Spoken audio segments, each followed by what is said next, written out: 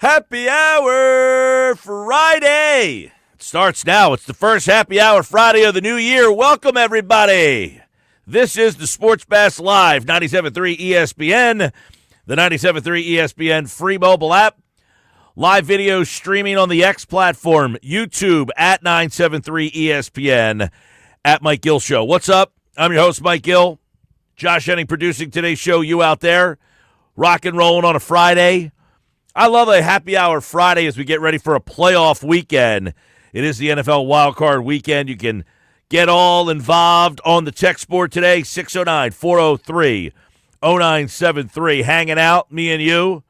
What do we got today? Well, we got Eagles-Niners, if you didn't hear. They're playing this Sunday in Philadelphia. The Phillies making some news, trying to take away the headlines. You know, normally it's the Eagles who, when something happens, they want to take away the headlines. The Phillies are saying, not so fast. We want to take away the headlines. They have set up a meeting Monday with Bo Bichette, and there's a lot of news there. We're going to talk about it. Bob Wankel. Welcome back, Bob. First time in 2026. Joins me at 3 o'clock. Sal Paolantonio tonight at 5. Eagles, Niners. How does he see that game? Sal Pal's key to the game. Tonight at 5 o'clock here on the Sports Bash. Football at 4. Outside view, we go to San Francisco. I've never been to San Francisco. I'll be there for Super Bowl in a couple of weeks. We'll be out there for Radio Row. And I've never actually been to San Fran before, even though the Niners play in Santa Clara. So we're busy today, and the Sixers tonight take on the Orlando Magic. Joel Embiid looks like he is going to play. He is upgraded to probable for the game. But everybody seems to be, having breakfast this morning, and everybody's talking about the Eagles. What are your thoughts on the Eagles? How's this game going to go? What are we thinking? And, one of the things they have going for them is the fact that they rested up and they are healthy and ready to go. The Eagles will play the game on Sunday with 21 of their 22 starters from opening night in the lineup. That is not something the 49ers can say. So on the surface, if you reach this portion of the season and you are as healthy as the Eagles are, you should feel pretty good. The Niners, on the other hand, they are beat up, man. They are beat up. They are banged up. And they're going into this game less than 100%. Yet, keep this in mind. The Niners won 12 games this year. Philadelphia won 11. Now, I don't know what that means to anybody. That's akin to my guy Jeff in Ocean City, who I think asked the question the other day about teams that have losing records getting the 4 seeds and if they're going to change the playoff thing. 49ers won 12 games. Philadelphia won 11. Do you think San Francisco is better than Philadelphia because they won one more game? I don't think so. I'm going to give you, all right, so as Friday comes, you start to think more about the game. Here's 3 things that stand out to me, sight unseen, just like, boom. Here's the first 3 things. When random person says to me, hey, what do you think about the game? My first answer is this. I don't have a lot of faith in the Philadelphia offense. That's one. Do I have not enough faith that I think that they can at least have a pulse? I think they'll have a pulse, and here's why. Jalen Hurts, to me, is the big X factor in this game. He is the biggest X factor in these playoffs. If you're talking about X factor in the entire playoff field, it's Jalen Hurts. It's Jalen Hurts, and it's Jalen Hurts by a long shot. There is no bigger X factor in the playoff field than Jalen Hurts, and I'll tell you why. When Jalen Hurts runs the ball, they win. 9 times or more, Jalen Hurts runs, they're like 35-7. That's pretty key. And come playoff time, the Eagles are 4-1 in such games when Jalen Hurts runs the ball more than 9 times. And the only game they lost where he ran the ball 9 times or more was the Super Bowl against Kansas City. So it wasn't because Jalen Hurts didn't play well. And let me tell you, If Jalen Hurts plays as well as he did in the Super Bowl against Kansas City the first time, they will win the game. If Philadelphia can score 21 to 24 points, somewhere in that range, they should win the game. I look at this and I said three things. One, Jalen Hurts is the X factor. He's my X factor. Who's yours? He has to play well. He has to play well, and he has to lift his play up. This isn't to say he's played poorly, but this is the old Joel Embiid. You're the MVP of the regular season. I need you to be the MVP of the postseason. Raise your level of game up. Joel has never done that. Jalen has. Jalen Hurts has played really well in the regular season, but I need you to play better in the postseason. And I have faith that he'll be able to do that. What else do I have faith that will happen? I think Philadelphia in this game's defense has a ability to really put the Niners in a blender. Because they don't have a lot of outside weapons. They don't have a burner. They don't have an number one wide receiver. They got a couple guys out there. And if you are the team that has just a couple of guys at wide receiver, that plays into Philadelphia. They can use their four-man looks in the back, zone you up. Mitchell, Adoree, Blankenship, Marcus Epps, those four in coverage, that gives you the opportunity then to drop some linebackers on Kittle, bracket him a little bit, and then try to get pressure with four. I think it's a good matchup. You know, it's a matchup that I also said earlier, I thought that was the toughest matchup for Philly because of McCaffrey and Kittle. But keep this in mind. Pearsall now gets hurt. He's not playing. Takes away a big weapon on the outside. Juwan Jennings is essentially, I guess, their best guy. I mean, geez. I mean, the whole Ayuk story is bizarre. I mean, he was like driving around Levi's Stadium the day that they were playing, basically listening to music. He was videotaping himself doing so. What a wild story that is. But that's how good the Niners are. They have won 12. I want to make sure that we understand that. The Niners won 12 games this year with a lot of guys hurt. They won 12 games this year with their best weapon, Brandon Ayuk, not playing at all. So Juwan Jennings, Ricky Pearsall, Kendrick Bourne, not the Bourne identity here, Sky Moore. I mean, that's their wide receiver. Demarcus Robinson, remember him? That's their wide receiving core. I like Philadelphia check mark there. McCaffrey, I think if I can find a way to almost, here, you know, like you use a spy against the quarterback a lot that can run. You almost need a spy against McCaffrey this week. Wherever he goes, Cooper DeJean goes with him. You got Kittle, who's, you know, who knows if he's 100%. He played last week. Maybe he wouldn't have if the game wasn't for the number one seed. I don't know. I'm just looking at their offense and wondering, man, how did they score more than 21 points? Right? It's the first to 20 wins this type of game. Up front, they just do not have a great offensive line. They're just, you know, McKivitz and Williams are your two tackles. If Williams even plays, that's an area where you feel pretty good. The middle of their line, whew, this is a win for Philadelphia up front. Jalen Carter, Jordan Davis, Moro Ojomo, those guys should really win against Burford, Bendel, and Pooney. You've got a big advantage in the interior of your line, so you should be able to get up the middle penetration. That helps you keep Purdy at bay. You could bracket Kittle because you feel like you can win on the outside, and you should be able to spy around or follow around or just do whatever you have to do with Christian McCaffrey. If you lose this game, it's got to be because one of those second guys, Juwan Jennings, Ricky Pearsall, if he even plays. Did he practice today? Is he practicing today? We don't know. They're 3 hours behind us out there. What do we know?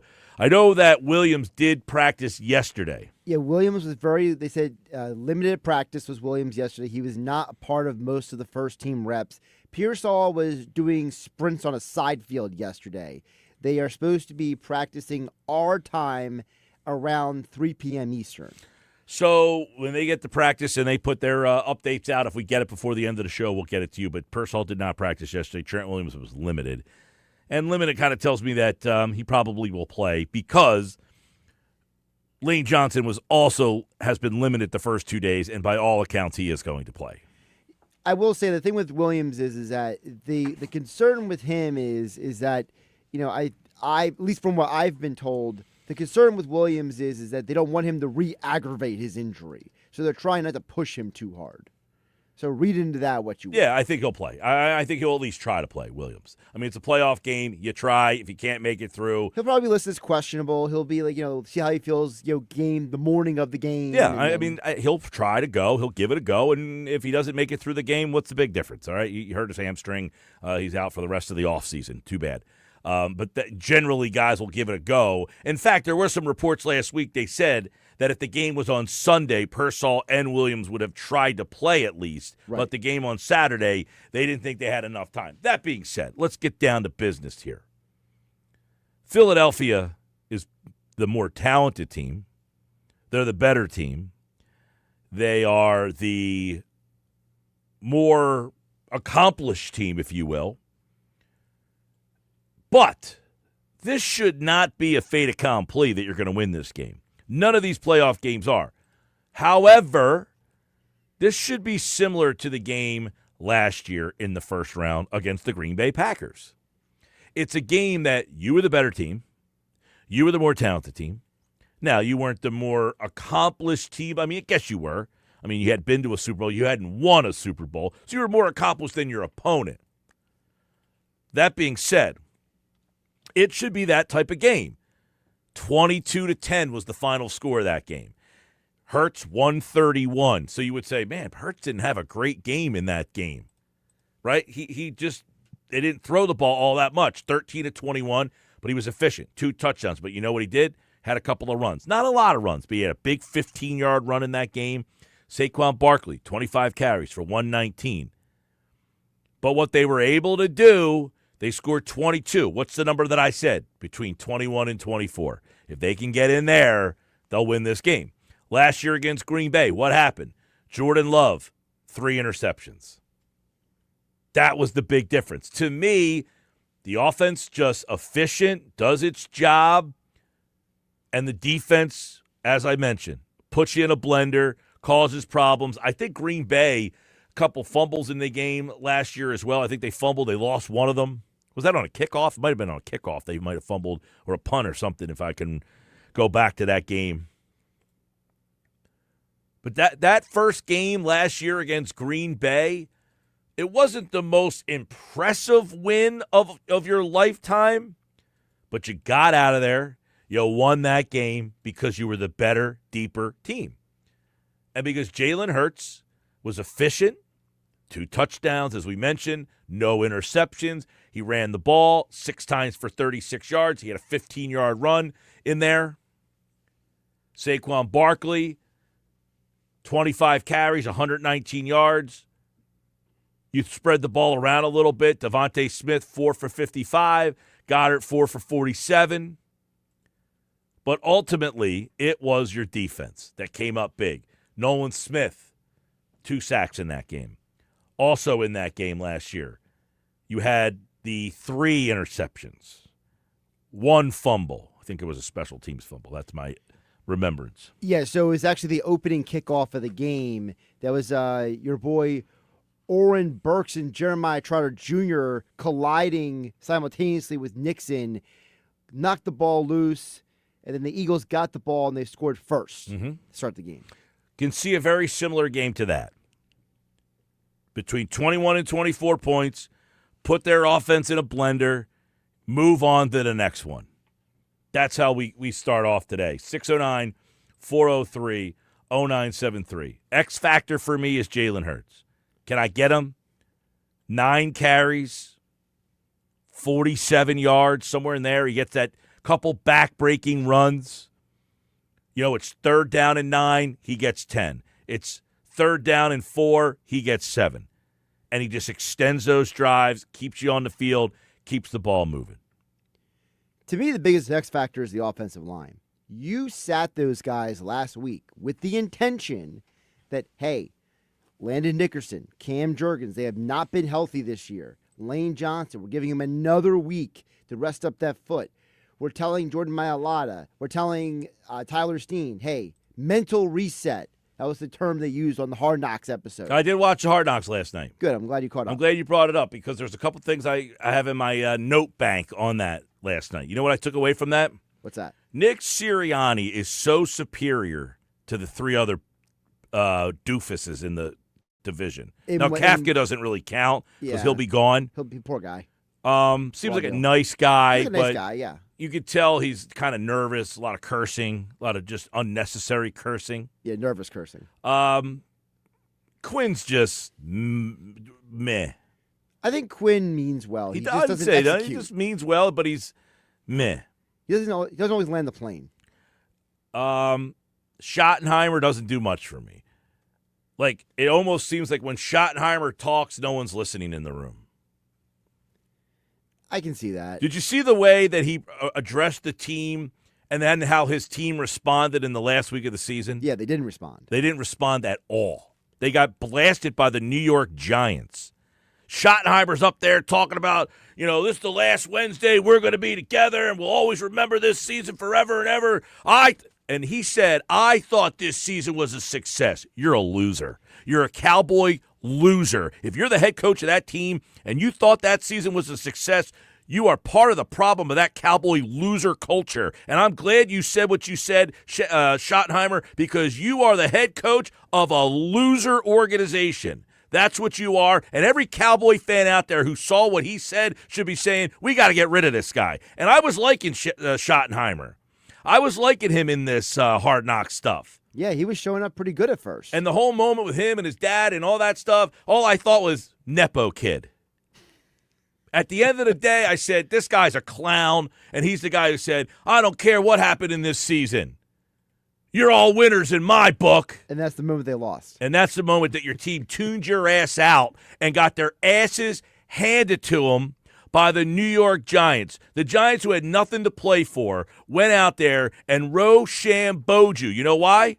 Because those players don't give two rats' asses about what Schottenheimer has to say to them. So guess what? I am glad that he's in the division. Dan Quinn, I am glad that you are in the division. Watching Hard Knocks, which, by the way, was really boring, has been a pretty rough watch for the most part. The things I got to take away from that is that the Eagles have the most respected coach in the division. They listen to what he has to say. He addressed the whole team and said, guys, some guys will play, some will play a little bit, some will not play at all. Stoutland, he got up in front of his offensive line and said, the coach already addressed the playing time. Every coach down the line took the message from Sirianni. No faults, no fights. It wasn't like Stoutland said, and I don't agree with it. He said, you know what? Our starters are not playing. It's time for someone to step in and start their Hall of Fame journey. Yeah, he started pointing out specific guys. You remember that part where he started pointing at specific guys in the room? Yeah. I watched the Hard Knocks, was bored out of my mind, but took away that. Is that Schottenheimer is a clown? Dan Quinn's not a clown as much as he's just meh. You don't get excited. He's a nice guy. Yeah.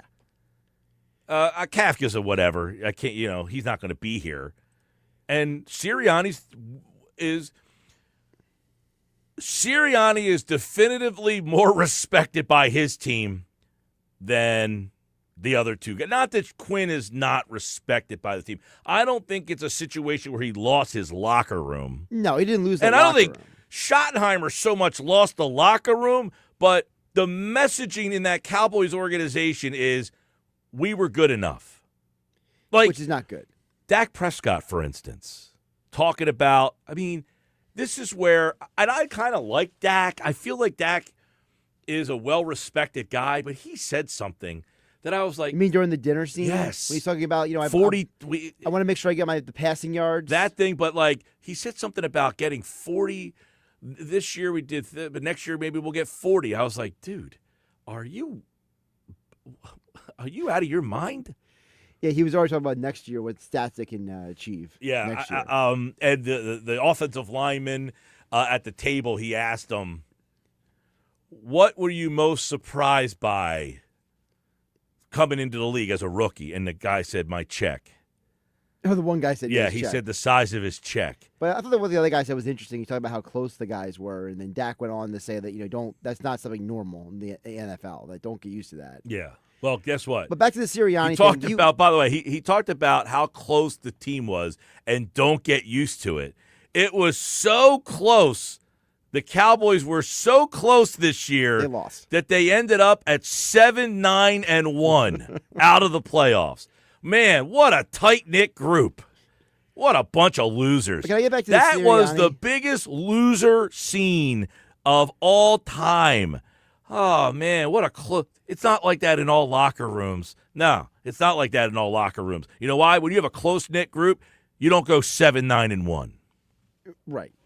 If I can go back to the Sirianni thing, because you kind of hit on what I was going to hit on with you because you didn't watch it yet, which is you saw the way Sirianni communicated with the group and then with individual guys at practice. You saw the way he was handling his... I love the interaction between him and Fangio. Yes. Where he tells Fangio that he's not superstitious, but he was superstitious for the 2 blocked kicks. Right. And he understands that his superstition wasn't why they blocked the kicks, but he's going to continue to do it anyway. But I also like this conversation with Jalen Phillips because, Jalen Phillips, they talked about he didn't have a bye week this year. That's part of the reason why he really wanted to make sure he got a rest. He was explaining to Jalen Phillips about, the dynamics of them resting guys at the end of the year. And you saw Phillips. Phillips wasn't just standing there and be like, yeah, whatever, coach. Phillips was engaged. He was. You ever notice in all of those Hard Knocks scenes, the Eagles players are engaged. The other teams, the guys are looking up in the air. Yep. You had the guy from the Giants, Carter, was asleep. Yep. I mean, the one scene was kind of cool with London Fletcher presenting the game ball to Bobby Wagner. Yeah. He said there's only 2 players in the history of the NFL who have 2,000 tackles. Ray Lewis is one of them. I'm the other one. And London Fletcher, that is the second one, which who knew that London Fletcher was the second guy in NFL history to have 2,000 tackles. And now the third one is Bobby Wagner. I thought that was cool. But it was another thing where Ken Norton, figures he came from the Cowboys organization, the freaking loser, was making sure that they celebrated that he got his 5th tackle in the game. That was the only thing he was worried about. I know that team is 5-12. So those little things, make sure we point that out. But he was going above and beyond the fact that, hey, guys, don't forget this. Make sure you notice this during the middle of the game. So if we're down 17-0, we're going to get up and celebrate that this guy got his 5th tackle of the game. Is that what you wanted me to do?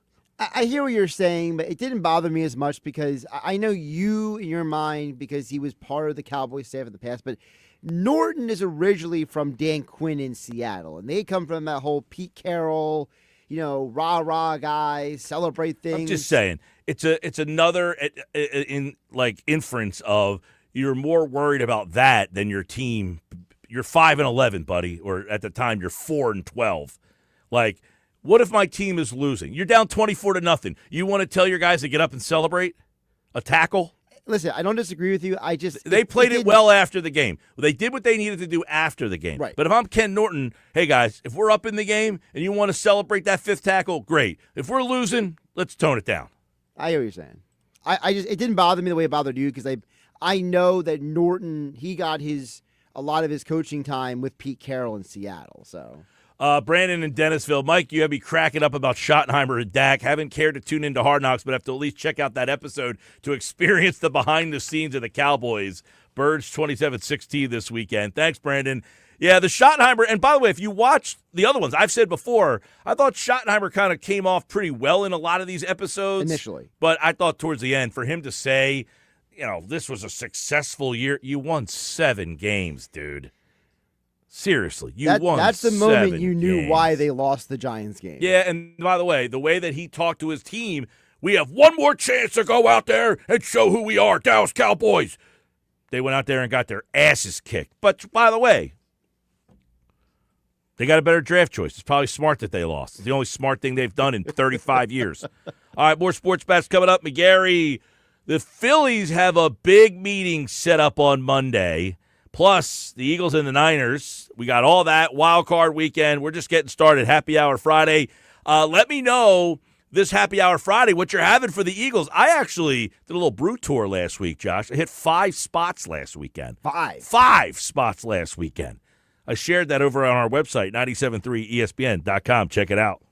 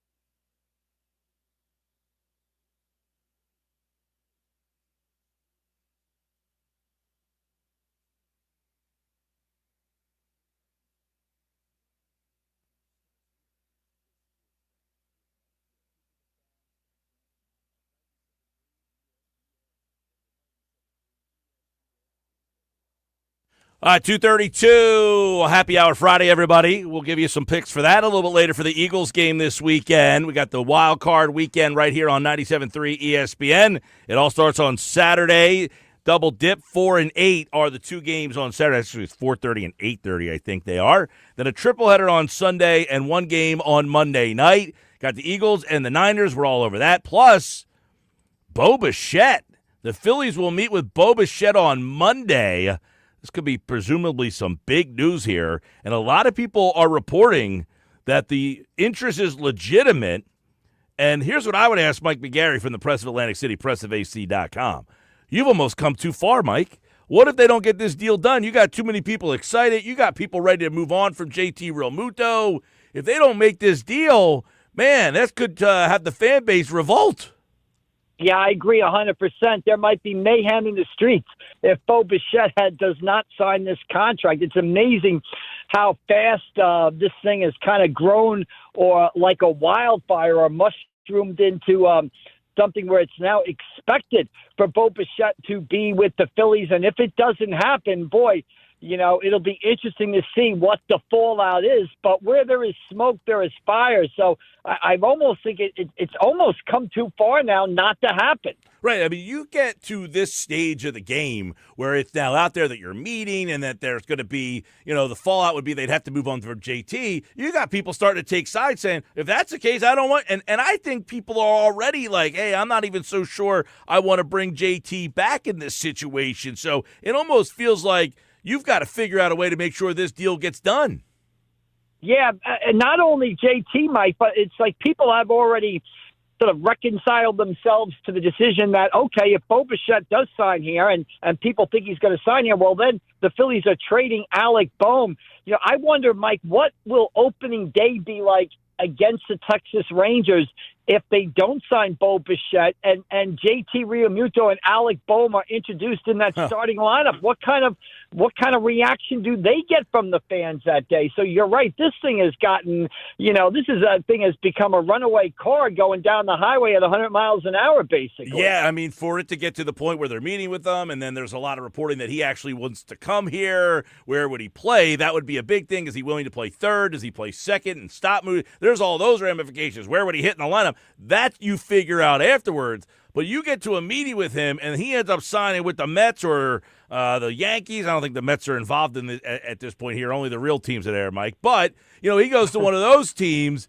This is not going to turn out well if you have to turn back around with your tail between your legs with Alec Bohm and J.T. Realmuto. No way.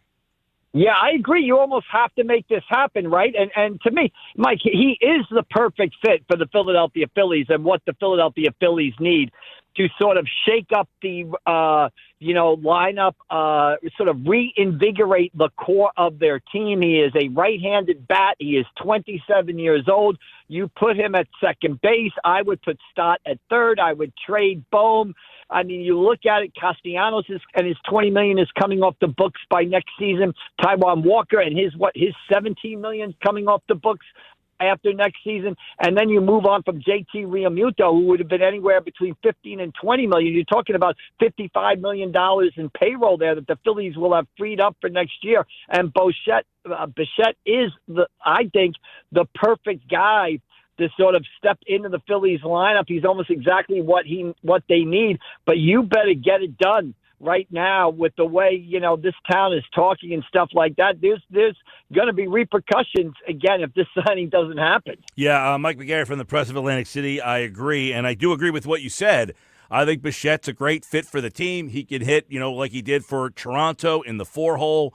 He had a home run off of Ohtani in Game 7. He had a great run, even though he was hurt. He hit like 350 in those playoffs this year with Toronto. So he's, had some big game performances. You need a right-handed bat. Boom, you put that there. Seems like it would be a good fit there. By the way, Phillies report to Clearwater in about a month from today. I mean, pitchers and catchers are right around Valentine's Day. I mean, basically after the weekend here, we're going to be a month to pitchers and catchers, so we'll see what the Phillies do there. Mike, I want to get your, take on the feeling of the Eagles and the Niners. Does it feel like trepidation, or does it feel like at this point the Niners are beat up, you rest it, you're the more talented team, and that this is the perfect wild card matchup.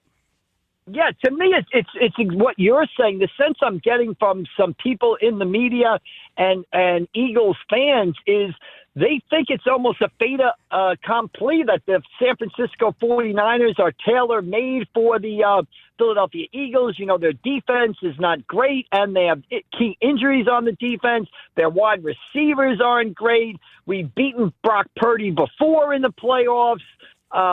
Christian McCaffrey and George Kittle are good, but our defense is good. And a lot of people going off by what they saw the 49ers last game against Seattle. And I'll simply just point out that going into that game, the 49ers were the hottest team in the NFL. So to me, looking outward, I see a lot of people kind of, already putting a W down for the Eagles. And I would approach this game with some trepidation. I mean, the Eagles are going to have to score some points, I think, to win this football game. And, I wonder if their offense is up to the task. That's a big question. I was looking at last year's wild card game, 22-10. They beat Green Bay. It wasn't pretty. They didn't throw the ball a lot. I think Hurts had about 115 yards, but he had 2 touchdowns, no interceptions. They caused 3 turnovers. That's almost the kind of game that they're hoping for, I would imagine, on Sunday. Yeah, absolutely. And can you win like that? Obviously, they did it last year. Can you win with a defense and an offense that plays conservative but does not turn the ball over? Absolutely. The question is, you got to ask yourself, how many points are the 49ers going to put up on the board? Is the Eagles defense going to be able to do what Seattle did, and that was completely shut them down? Or are the 49ers going to be the team that was scoring about 40 points a game for the 5 or 6 weeks before the season finale? Are the 49ers going to get up to 21, 24 points? Can the Eagles get to 28? It'll be fascinating to watch on Sunday. But I would have some trepidation anytime these Eagles play one of these teams from the NFC West. I just think those 3 are all quality teams. And when you play them, I would be a little worried. Yeah, I mean, I think San Francisco offensively with McCaffrey and Kittle give you a little bit of problems, but not a lot of weapons on the outside. If they have Brandon Ayuk and Ricky Pearsall, that changes the thing. But I do think this ends up being a pretty good matchup, very one-dimensional. Now, what they do is very interesting. They run the ball, they do a lot of misdirection, and that could be something here. But to me, the X factor in this game is Hurts, and whether or not, Mike, he gets his legs involved in this game. The numbers that we came across on him running the ball 9 or more times, they're 34-7 or something to that effect. In playoff football, when he runs 9 or more times, they're 4-1. If they have some design stuff for him and he's a part of the run, it's third down. That should help their third down problems, their 3-and-out problems. I think Hurts is the major X factor, and it's almost like, can we believe that they may have gone through a whole season by basically not using that part of their offense? Yeah, I can see it, Mike. I can see it 100%. And you're absolutely right. To me, the frustrating part about, rooting against Jalen Hurts when he first emerged as a quarterback was, those 3rd and 7, 3rd and 8s when it appeared that the defensive line or a blitz was closing in on Hurts and he was able to use his legs to escape and to pick up a first down and extend drives. I fully understand that Jalen Hurts, for, staying healthy. You see the same thing in New York with the Giants, people telling Jackson Dart not to run so much, get out of bounds, slide. I sign off that 100%. But this is not September. This is not week 3. This is the NFL playoffs wild card round, and that means Jalen Hurts has to run the football. When he runs the football and he uses his legs, his value as a quarterback, he's just a much, much better quarterback, and he has to do it. I understand that he sort of put it in his back pocket for the regular season, but in the playoffs, you have to bring it out, and he's got to run. If he doesn't run on Saturday, on Sunday, the 49ers are going to be thanking, are going to be shake his hand and thank him afterwards. He has to use his legs, and I have no doubt that he will. In past playoff games, you just cited the numbers. He has been more willing to put the ball under his arm and take off. I think that'll be the case on Sunday. I think it just comes down to turnovers, Mike. Whoever wins that turnover battle, if the Eagles play solid defense and they don't turn the ball over, they make their 2 or 3 big plays to stay alive, I think they'll win the game. If they turn the ball over, give the 49ers some short fields, they'll be in trouble. That's not, that's obviously, you can say that about any football game, be it the Eagles, But for the Eagles, 49ers that's in legit. the playoffs, or lower middle in the Anchor Bowl down in Cape May. Well, that holds true. But for the Eagles, that number is, overwhelmingly true when they win the turnover battle. They lost the turnover battle against the Bears. They lost. They lost the turnover battle against the Cowboys. They lost. Chargers. They lost. I mean, it's pretty clear for them. And you know what's crazy, Mike? If you're a defensive coordinator and you say, man, how am I going to come up with a scheme to stop A.J. Brown and Devontae Smith and Dallas Goedert and Saquon Barkley? It keeps me up at night. That's how bad their scheme is. Yeah, I mean, it is when you name those skill position players. If you were just to go, obviously Christian McCaffrey, tremendous running back, George Kittle, great tight end. But if you look at the skill position guys, the Eagles have the better skill position guys. It's just that it has not translated this season. Bodies in motion tend to stay in motion. To expect the Eagles offense to wake up and hang 40 on the board on Sunday is just not realistic.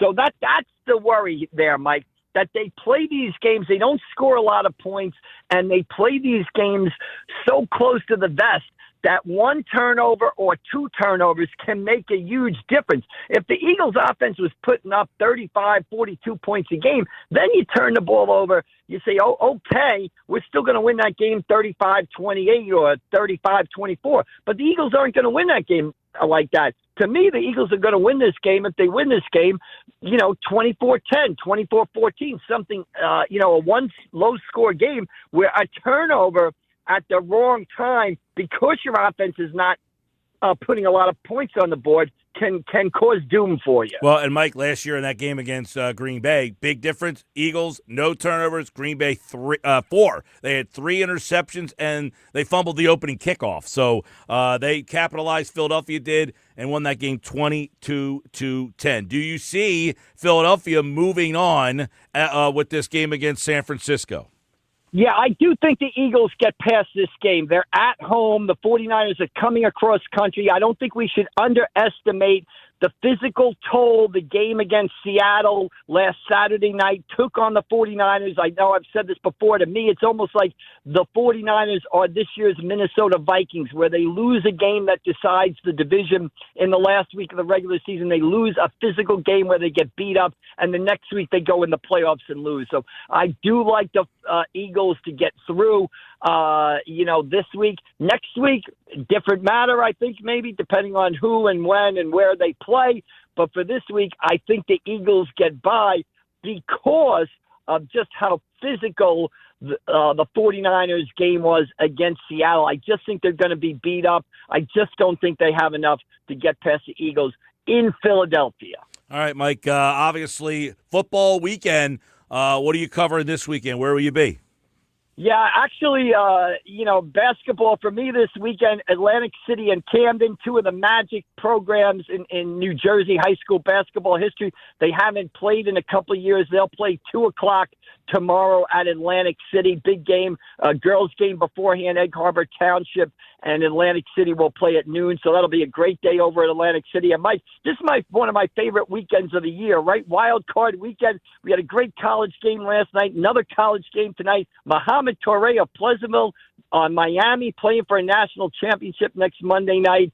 And it's amazing to me, Mike, is, this is a great weekend, but how fast, and it seems that the older I get, how fast does the season go? I mean, how close are we to the end of another football season? It just seems like it was August and we were talking. I mean, it's amazing to me. The older I get, how fast these football seasons sort of tick off the calendar. It is crazy. And, of course, the offseason here for your team. The Eagles will play this weekend. We'll have more on that right here on the Sports Bash when Mike is back on Monday. Thanks, man. Enjoy the weekend. You too. Everybody enjoy the weekend out there. We'll see you down the road. All right, there's Mike McGarry. Making sure you check him out at PressiveAC.com, at AC Press McGarry on the Twitter X platform. When we come back, what is the most expensive ticket this weekend? You might be surprised at which game has it. It's next.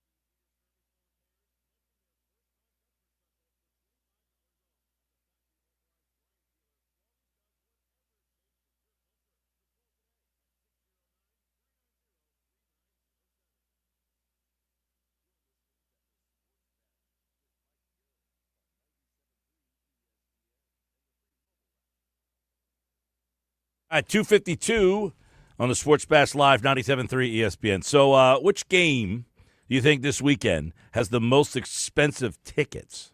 Wild card round. I mean, I would go with, if I had to pick. It's, by the way, Yeah. it's over a $300 difference. I mean, my guess would be the Eagles game. The Eagles are $416 on average. Do you think there is one more expensive than that?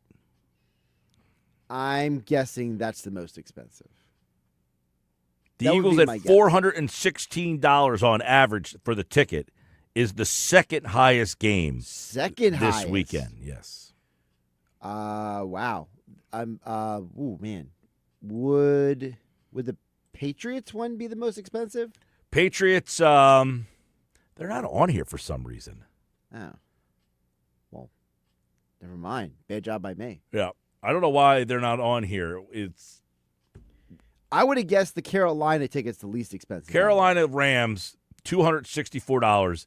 That is the low. Yeah, I would have guessed that. Yeah. According to ticketing technology company Victory Live, analyzes ticket sales across the secondary market. The previous high for a game was Rams-Lions in January of 2024. It was $650. This year, the tickets on the secondary market are averaging $387. The full report is this. Rams-Panthers, $264. That's the average. That's the low. Texans-Steelers, Monday night, $278. Buffalo-Jacksonville, $357. San Francisco, Philadelphia, $416. Green Bay, Chicago, the average ticket price is $753. I would have never guessed that would be the most expensive one. That is the most expensive ticket for any game this playoff weekend. That's $300 more than the Eagles one. Yeah, I was saying $300 more. That was the little giveaway when I said the Eagles game was $416 on average, that the one that was the highest, $300 more than the Eagle game. Bob Wankel, are the Phillies going to sign Bo Bichette? Find out next.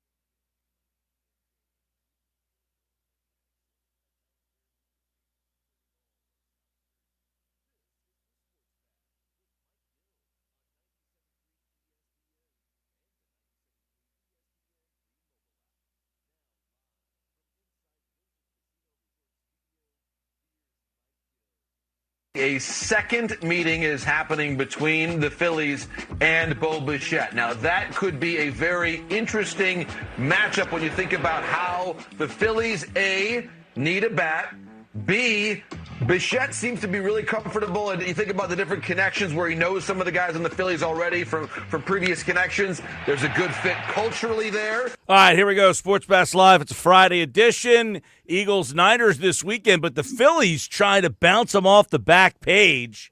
Is that still a thing, the back page? Saw the Pittsburgh Post-Gazette is closing down operations. They weren't a back page paper, though. They had a fold. Bo Bichette meeting with the Phillies on Monday. It's a Zoom call because Bo Bichette's getting married this weekend. But how realistic is Bo Bichette, and what are the ramifications? Bob Wankel's back. It's a Mike and Bob Friday baseball chat in the middle of January. It's actually pretty warm outside. Let's get into it here, Bob. I mean, we hear this news yesterday about Bo Bichette. You're almost at a point of no return. You can't turn back now and bring J.T. Realmuto and Alec Bohm back. You got everybody so excited, right? Yeah, once you get all the mouthpieces talking from a national perspective, saying that this is real and it could happen, and you get this fan base all fired up, especially a fan base that really wants a lot of change here this offseason, it would be disappointing if they didn't get to the finish line. So we're hearing all this stuff. How realistic do we really think it is that this could happen in terms of money, moving guys? Because it's obvious that they want to talk to him and he wants to talk to them. They're having a meeting. So now the realistic parts of it, what do we got? Yeah, I mean, look, I don't think that this is something that you entertain this seriously, nor is it something that you put out there if you're not real about it, especially when you consider the trickle-down effect here. If you do this, Alec Bohm and his $10 million salary in 2026 is gone. And more importantly, J.T. Realmuto, who has been a backbone of this team for the last 6 years, is also gone. You can't do both. You're going to hit a threshold with the luxury tax that the Phillies just simply aren't willing to take on at this point.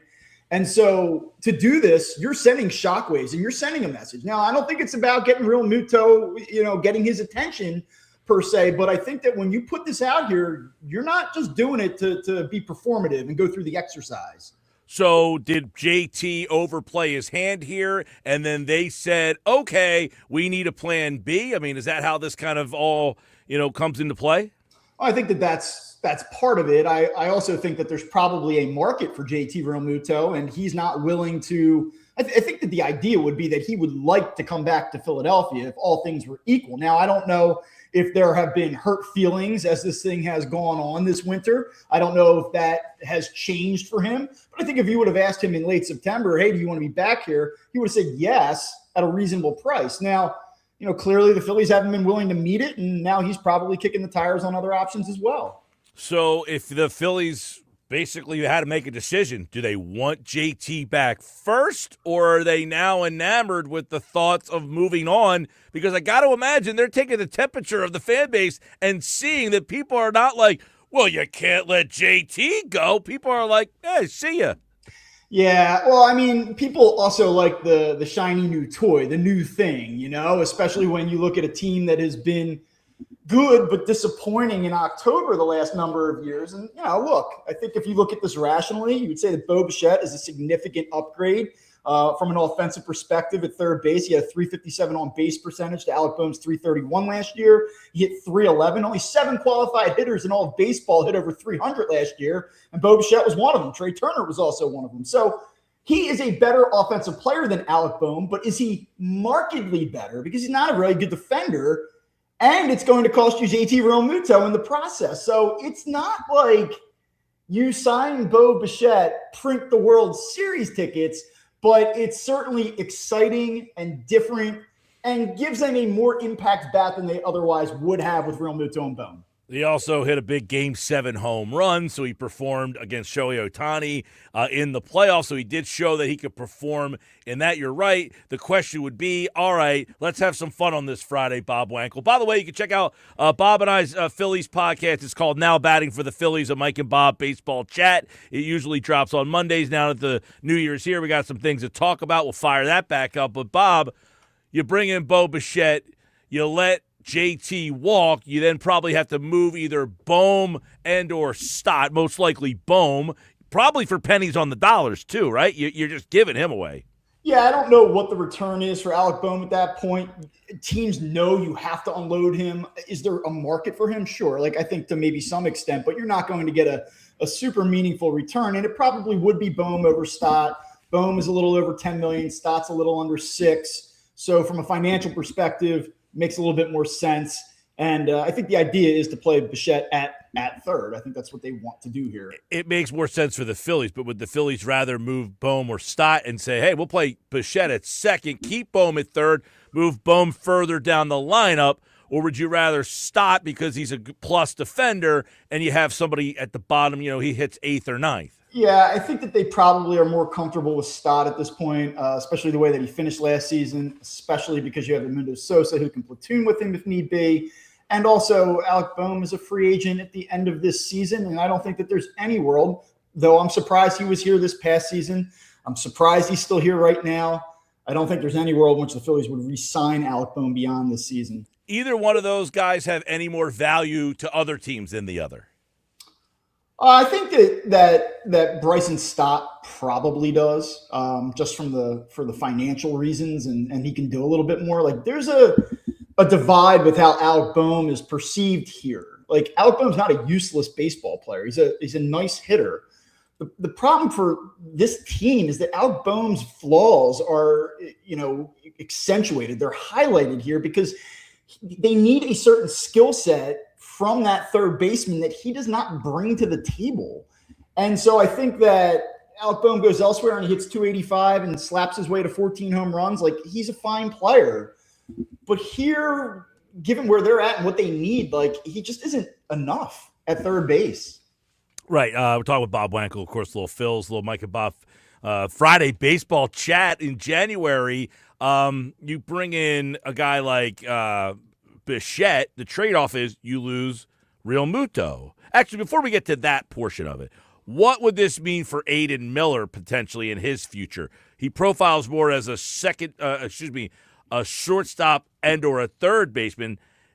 Does that block him, keep that a little longer? Does it add him as a trade possibility then? Yeah, I think that it opens up a lot of different avenues. You get to July and let's say he's valued as one of the top prospects in the game and there's a player that you really feel like is going to help you get over the top. Maybe you entertain that.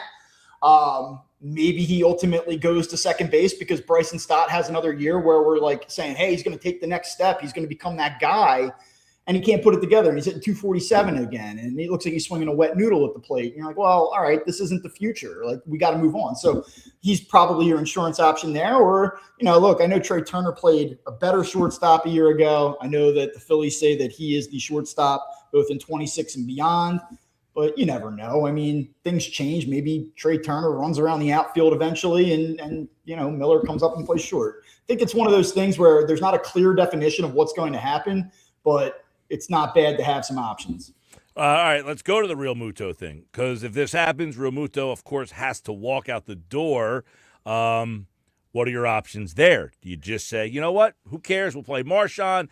Marchand, is a guy who still throws very well, if not better at JT at this stage of his career. Who knows? If he plays a full season, plays 120 games, probably hit 240 with 8 homers. Not going to be a total tail off there. You got to go outside the organization. What's the catching situation feel like if you let JT walk?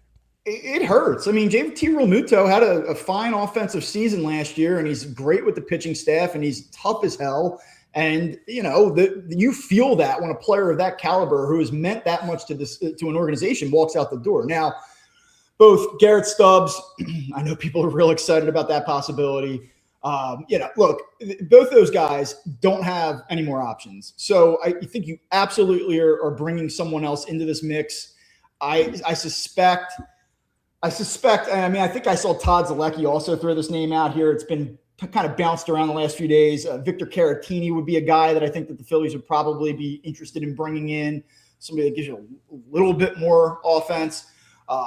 But it's a downgrade. Like, there's no question about it. You are weakening yourself in a very vital place in order to do this with Bichette. And by the way, it is not a slam dunk. Like I said, Bo Bichette is exciting. It's a fun name.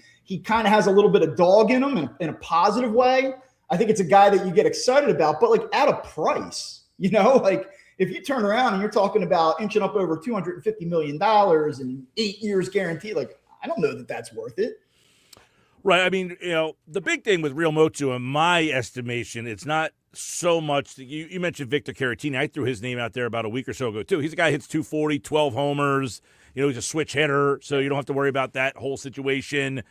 But how much do you pay for handling the pitching staff, being that guy? That's where the Phillies are kind of, I guess, saying, well, we don't want to pay you because we're looking at your offensive decline here. You're 35 years old. And he's probably saying, well, go ask the pitchers how much I'm worth. That's where the rubber meets the road here. Yeah, I mean, I think that it's like any evaluation. You say, all right, well, we've had an elite level performance from the starting rotation for a number of years. We know it's about the talent. We know it's that they're coached very well, Caleb Cotham. But you have to give JT Realmuto a lot of credit for that. At the same time, I think it could get a little bit overstated. Like, is JT Realmuto responsible for the evolution of Christopher Sanchez?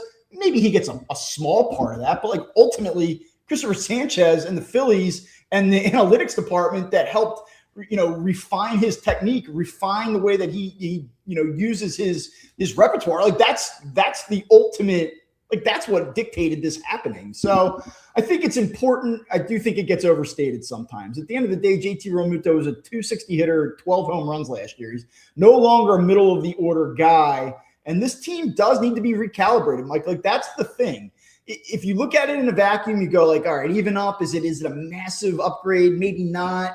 But this team does need to be rearranged to a degree. It does. Right. I mean, and if Realmuto basically sitting on your offer allows you to kind of explore other options and led you down this road, it almost feels, as we talked about at the beginning, that you've gone down a road that you can't turn back now. Yeah, I think it's look, the Phillies are going to have fans at Citizens Bank Park come late March, April, regardless. And people are going to be interested and invested in all of those things. But there's no question there's a certain degree of fatigue that is set in with this team and its current construction. And this would certainly be, it would revitalize things a little bit. Bob Wankel, it's January. What do we feel like? We're a month from pitchers and catchers. What's going to happen with Castellanos? Look, I think I said to you on our show, our podcast, that you had a better chance of playing right field next season for the Phillies than Nick Castellanos does. And I maintain that. He won't be here. But, can they find a trade partner where they get back $5 million, $6 million, $4 million? I think that they're still trying to figure that out at this point. And a team is probably going to get closer to spring training and say, like, okay, like we could use somebody that hits 250 and might pop 20 to 25 home runs and has been around the block and gives us a little bit more of a polished feel. He's a name guy, gives us a little bit more legitimacy. Like, I don't know who that match is right now. And obviously that team hasn't been super eager, beating down the door to get him. But I think it's still likely that they find a trade partner. Well, and go outright release them. Right, and that's what the Phillies already played their hand. They went out and got Garcia. So the other teams are saying, why am I giving you anything? Yeah. You're going to release the guy. I'm not even giving you a single A non-prospect. I don't need to because no one's going to be lining up to go sign him once he gets released. No, this is about just eliminating the free agency component of it. It's like we got the guy. And that's really it. And you get him at a bargain price and then you feel okay about it. Look, if you were the 2017 Phillies and you got a player like Castellanos who's at this point in his career, and I said, hey, I got him for you for $5 million, and you're kind of like rebuilding, just trying to be a professional baseball team. You say, like, okay, I'm in on this. This makes sense for us. Their starting outfield is set. You believe that? I think so. It seems to me like Bader didn't materialize, and I think it became pretty clear early in the offseason that the price point wasn't going to be something that the Phillies wanted to deal with. What happens to these guys, though? Like a guy like Bader, it's January 9th, and I know there's still time, but he's not he's not Turner or Bellinger. So where do you fall before you have to stick your tail between your legs and come back? Some of it is that you're waiting for the other dominoes to fall. Like you're waiting for, like when you have a big player like the Phillies, or you have a big player like the Dodgers, who are still kind of lurking out there, looking to make their move. That sort of sets the table for all of these second, third, fourth tier signings to unfold. And I think that's still what we're dealing with here, even though it feels like, more than a month into free agency, that these things should have been wrapped up by now. We haven't spoken, I don't believe, since the Keller signing. Do we like and feel that this bullpen is now set and better? Better, yes. How much better? I don't know. I think it's set. I think it's a pretty solid bullpen. It's something that you can kind of look at on paper coming in and say, like, all right, is this an elite group? Is it a top 5 group? Maybe not. But is it a bullpen that you feel like isn't going to be a liability on paper coming in? Yeah, I think that they're there right now. And yeah, and then the pitching staff. You've got unknown Wheeler, Sanchez likely opening day, Nola, I guess Taijuan Walker, Andrew Painter. You're hoping they still got to make another move there? Yeah, I think that it wouldn't be surprising to see them try to find another depth option. I mean, all indications are it's still so early in the process, but Zach Wheeler is on the right path, on the right track. I think they're optimistic about him being a part of things before Memorial Day, maybe even late April. And if that's the case, then, look, I mean, every team's got shortages. Every team has areas where they're thin, and they maybe aren't as deep as they've been in the past, but they still have some options here. All right, there you go. So Bo Bichette talking with the Phillies on Monday. Where would you hit him? 2, 4? I think two, because again, like he's not like he has years where he's exceeded 25 home runs, but like he's not going to come here and hit 33 home runs. That's like not this guy's game. I think that you can put him 2 and you have some punch up top there.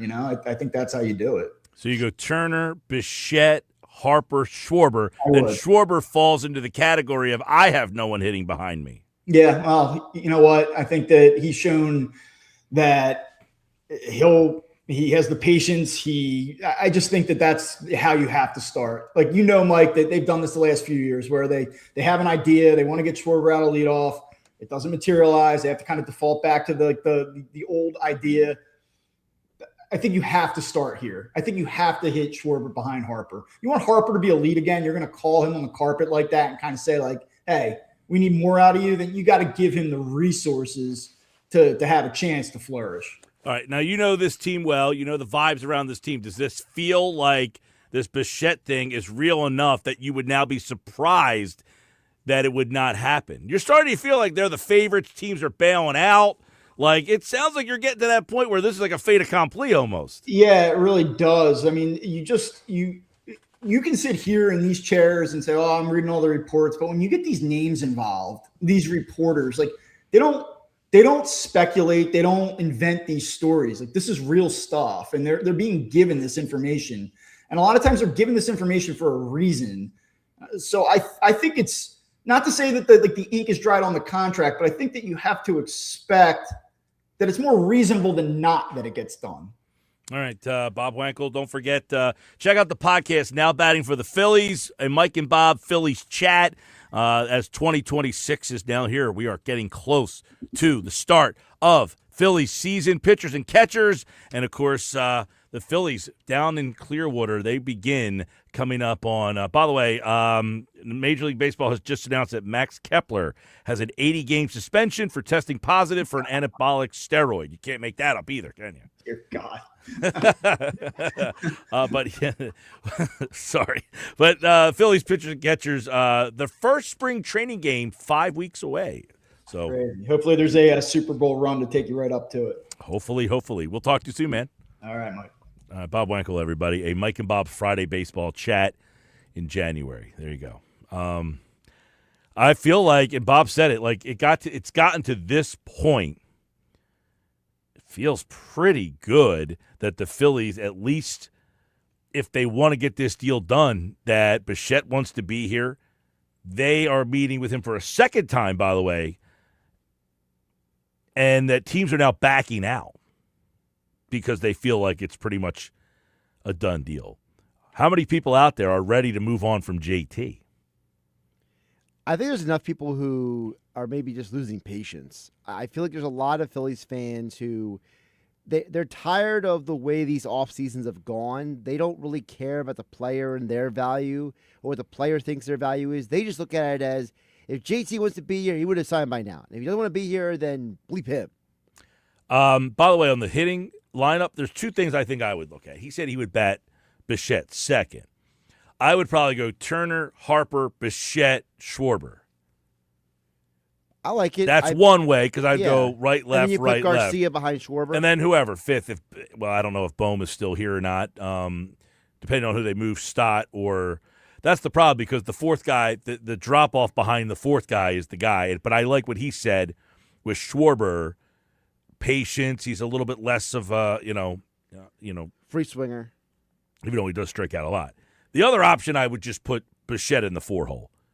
He did hit fourth for Toronto. He did. He actually was hitting behind Vlad for half of his career in Toronto. So, and he's not a big home run guy, but he's a guy that I think teams respect enough. He's hit over 300 multiple times. Yeah. So they have a couple options there. All right, we'll keep our eye on that.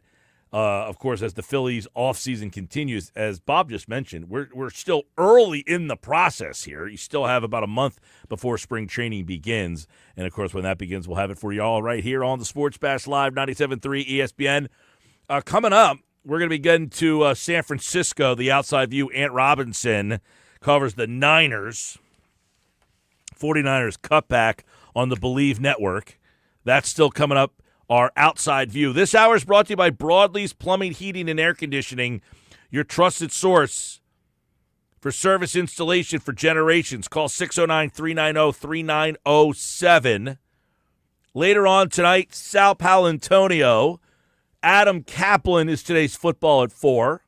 We'll get the latest on the Eagles' injury status. That's going to be key. Don't forget, you can listen to the Eagles and the Niners this Sunday. Pre-game coverage starts at 3, kickoff at 4:30 on your home for Eagles football. Don't forget tonight, Sixers Magic. Sixers trying to get another win with Joel Embiid probable tonight. He is listed as probable. It looks like everybody for the Sixers will be playing. So we have that game for you tonight on 97.3 ESPN, followed by the Peach Bowl. What a game last night. What a game last night. Indiana, Oregon. Can you top that? All right, when we come back, Ant Robinson, 49ers cutback on the Believe Network is our Friday Outside View Eagles Wild Card Weekend.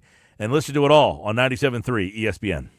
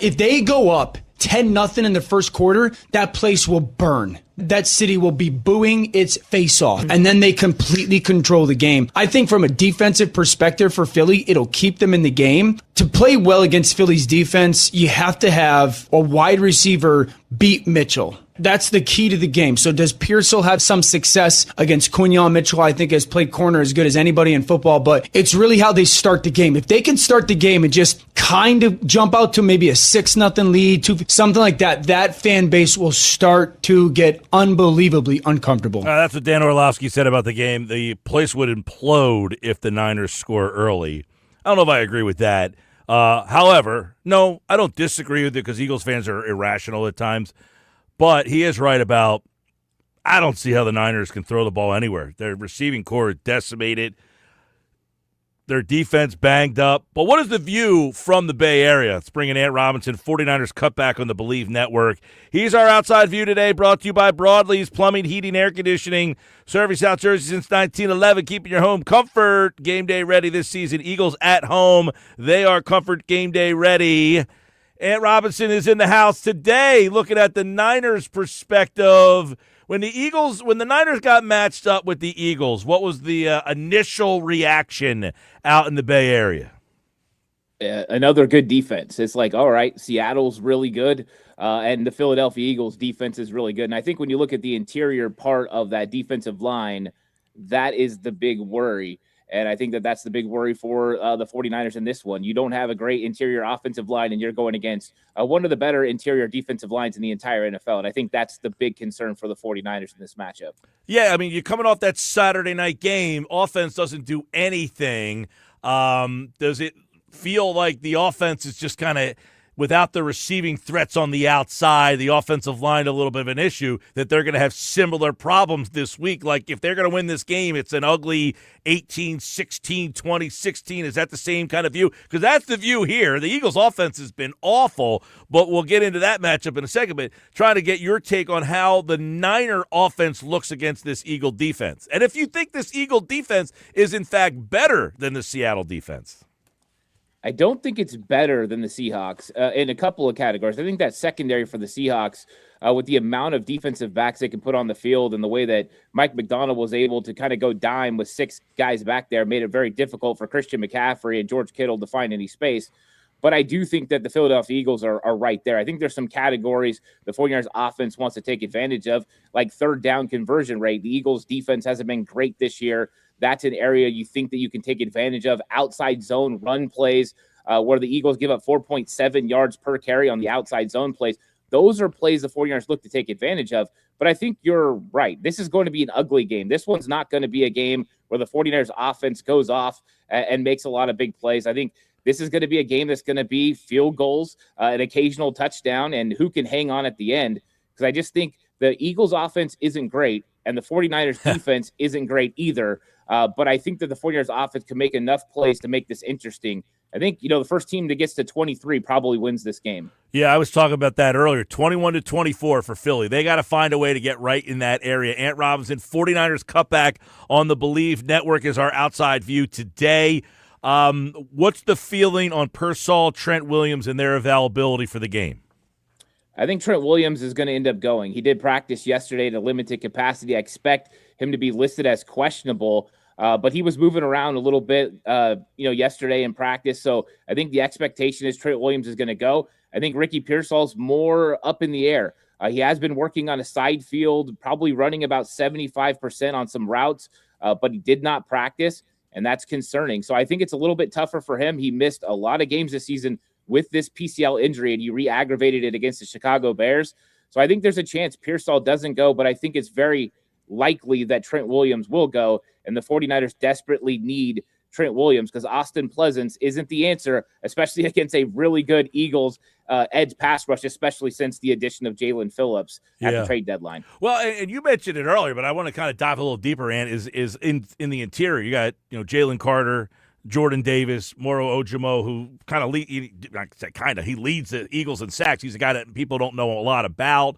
they do get a lot of interior pass rush, and you wonder if that could be the game wrecker here is the fact that they're not going to have to blitz or do a whole heck of a lot because they'll be able to get pressure with their 4, and that should be able to put guys, as you mentioned last week, in a little bit of a dime look because my big concern was you only got one Cooper DeJean. He can't cover both McCaffrey and Kittle, but if I can get into a dime situation, I can bracket Kittle, and I can almost have Cooper go all over the place with McCaffrey, and then you wonder, where does the offense come from? Yeah, that's when it gets difficult for the 49ers. If you can limit the effectiveness of George Kittle and Christian McCaffrey like Seattle did, then you have an opportunity to stuff the 49ers offense because Kyle Shanahan has made no qualms about it. He runs this offense through McCaffrey and through George Kittle. And as long as they're successful, everybody else has success off of that. So that is going to be the name of the game is some of the matchups that Kyle Shanahan is going to look to get for Christian McCaffrey. He is the best in the business when it comes to using pre-snap looks, personnel groupings, and motions to get one-on-one looks for Christian McCaffrey in space. But we know Vic Fangio is very equipped to handle whatever Kyle Shanahan can throw his way. But I do think the equalizer for the Eagles in this game is that interior pass rush. If they are able to wreck the 49ers game and Brock Purdy can't step up in the pocket, I think it's going to be a little bit of a problem. I think Brock Purdy's going to have to use his legs to extend plays this week. He's going to have to keep his eyes downfield and look for potential targets. But besides Jawan Jennings, they don't have a consistent threat at wide receiver. And even Jennings, everything's going to be underneath. You're not going to get any deep shots down the field that are going to test the corners of the Philadelphia Eagles. And we all know what that means. They start creeping in and creeping in and creeping in, and it strangles this 49ers offense. So deep threat is not what they have. The missing Brandon Ayuk has been huge all season. What a weird story that's been. Is he driving around the stadium still?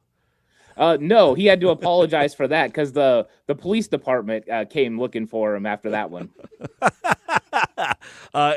Ant Robinson is our outside view. His podcast on the Believe Network, 49ers Cutback. You can check that out for more on this game to get a 49ers perspective. Let's look at the defensive side.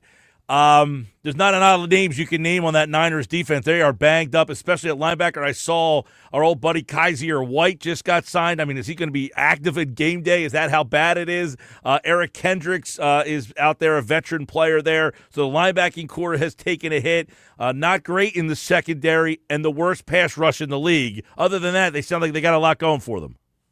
Yeah, it's been a wild ride. Just all the injuries. You lose Nick Bosa, and you're like, hey, they might be able to overcome it. They still have Fred Warner. Then they lose Fred Warner. It's like, how in the world are they going to stop anyone?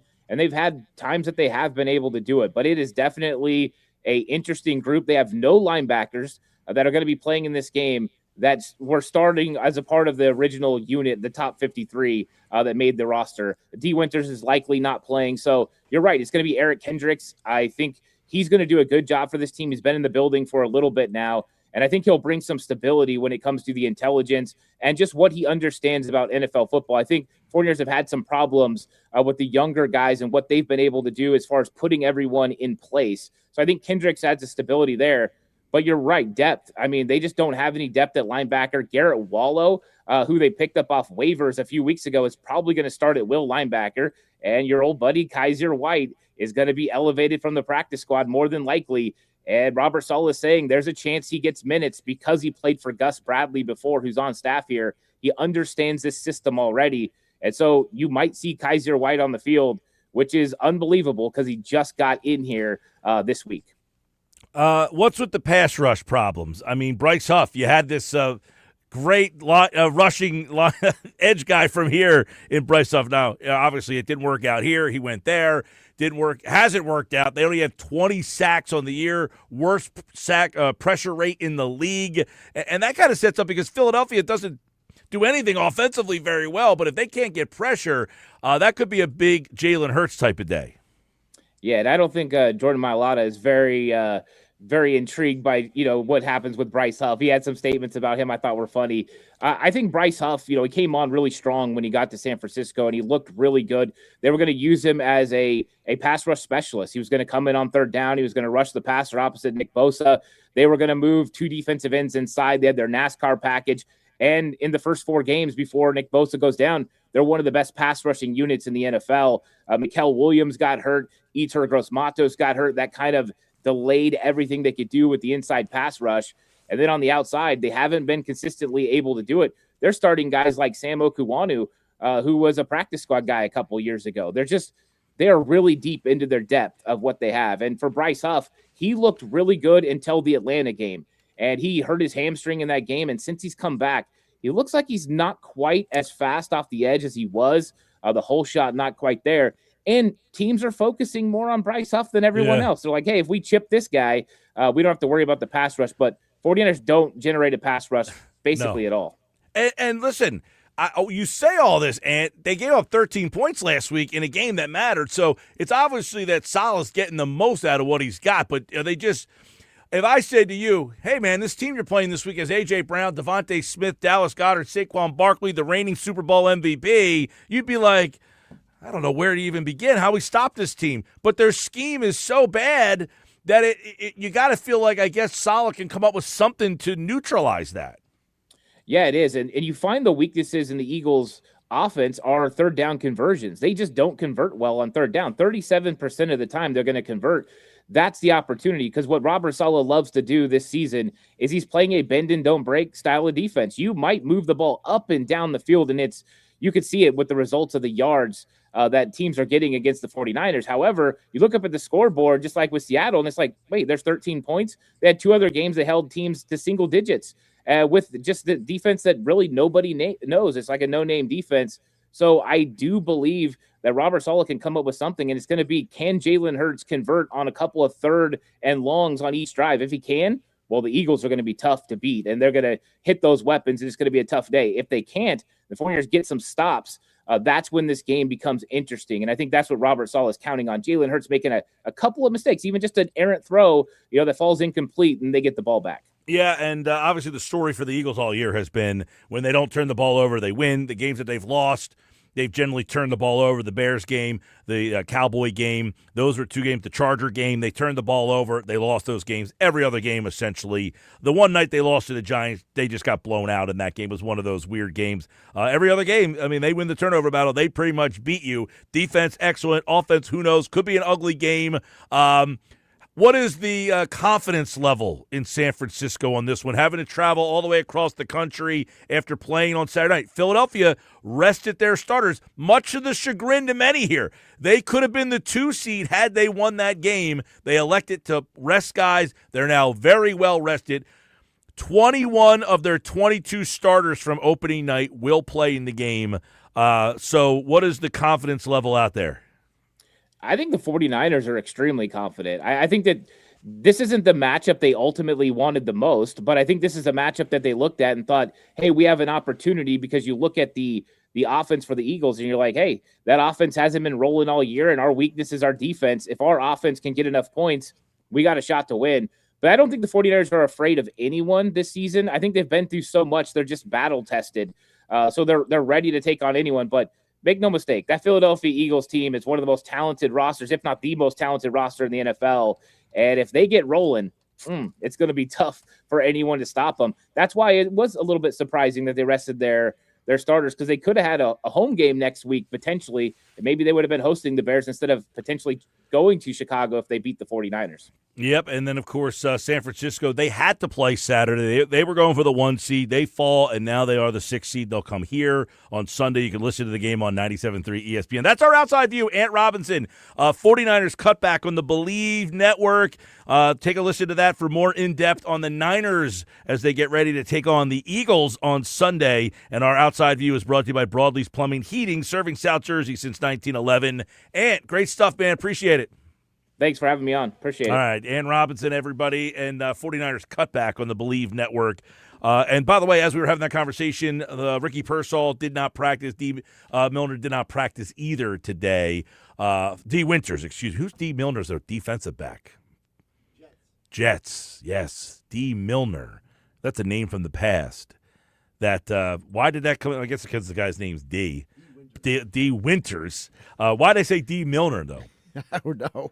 That was like D. Milner. I said it like so confidently, too. Yeah, I was looking over like, what happened? Alabama, by the way, Alabama, D. Milner. I just remember he was a failed draft pick by the Jets. Yeah, Jet guy. D. Winters is one of the linebackers for. So he's the linebacker who was filling in for Fred Warner. He got injured last week in the Seahawks game. Right. So Winters was in for Warner. Warner's out. Winters went in. Winters is now out, and now Kendricks is in. And as you heard him say, Kaiser White, it sounds like, is going to get some snaps in this game. Yeah, a lot of old guys had to be called in from emergency reserve here. I like this on the text board today. Unsportsmanlike moment of the day is coming up. Angie in Tuckerton says the unsportsmanlike moment of the day today has to be Evan and Michelle gushing over Stevie Van Zandt because he followed them on Twitter. Love it when my favorite things in life come together. Sports Talk, Sopranos, and the E Street Band. I don't know what the unsportsmanlike moment of the day is, but everyone will find out what it is, Angie. Coming up next.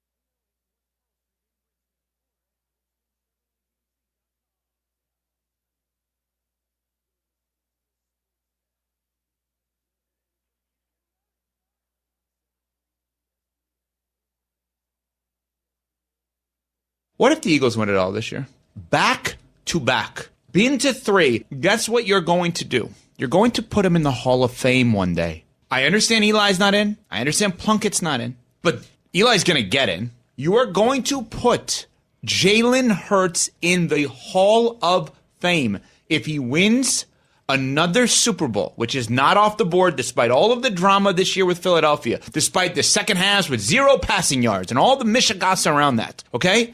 If that man leads that team, and this goes for Sirianni too, you're going to have not 1, but 2 Hall of Famers off of that Eagles team that no one is talking about for the Hall of Fame. Ding, ding, ding. Evan Cohen, Unsportsmanlike. It's our Unsportsmanlike moment of the day, brought to you by White Horse RV. Shop now before they're gone. White Horse RV, your RV adventure starts here. The closeout savings on the 2025s. I said this last week. Nick Sirianni is going to be in the Hall of Fame most likely. He's got 65 wins in 5 years, a Super Bowl appearance, 5 playoff appearances.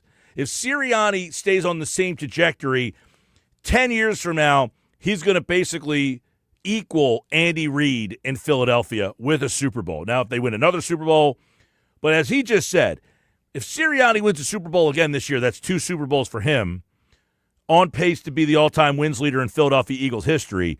Nick Sirianni will be in the Hall of Fame. He just brought up Jalen Hurts.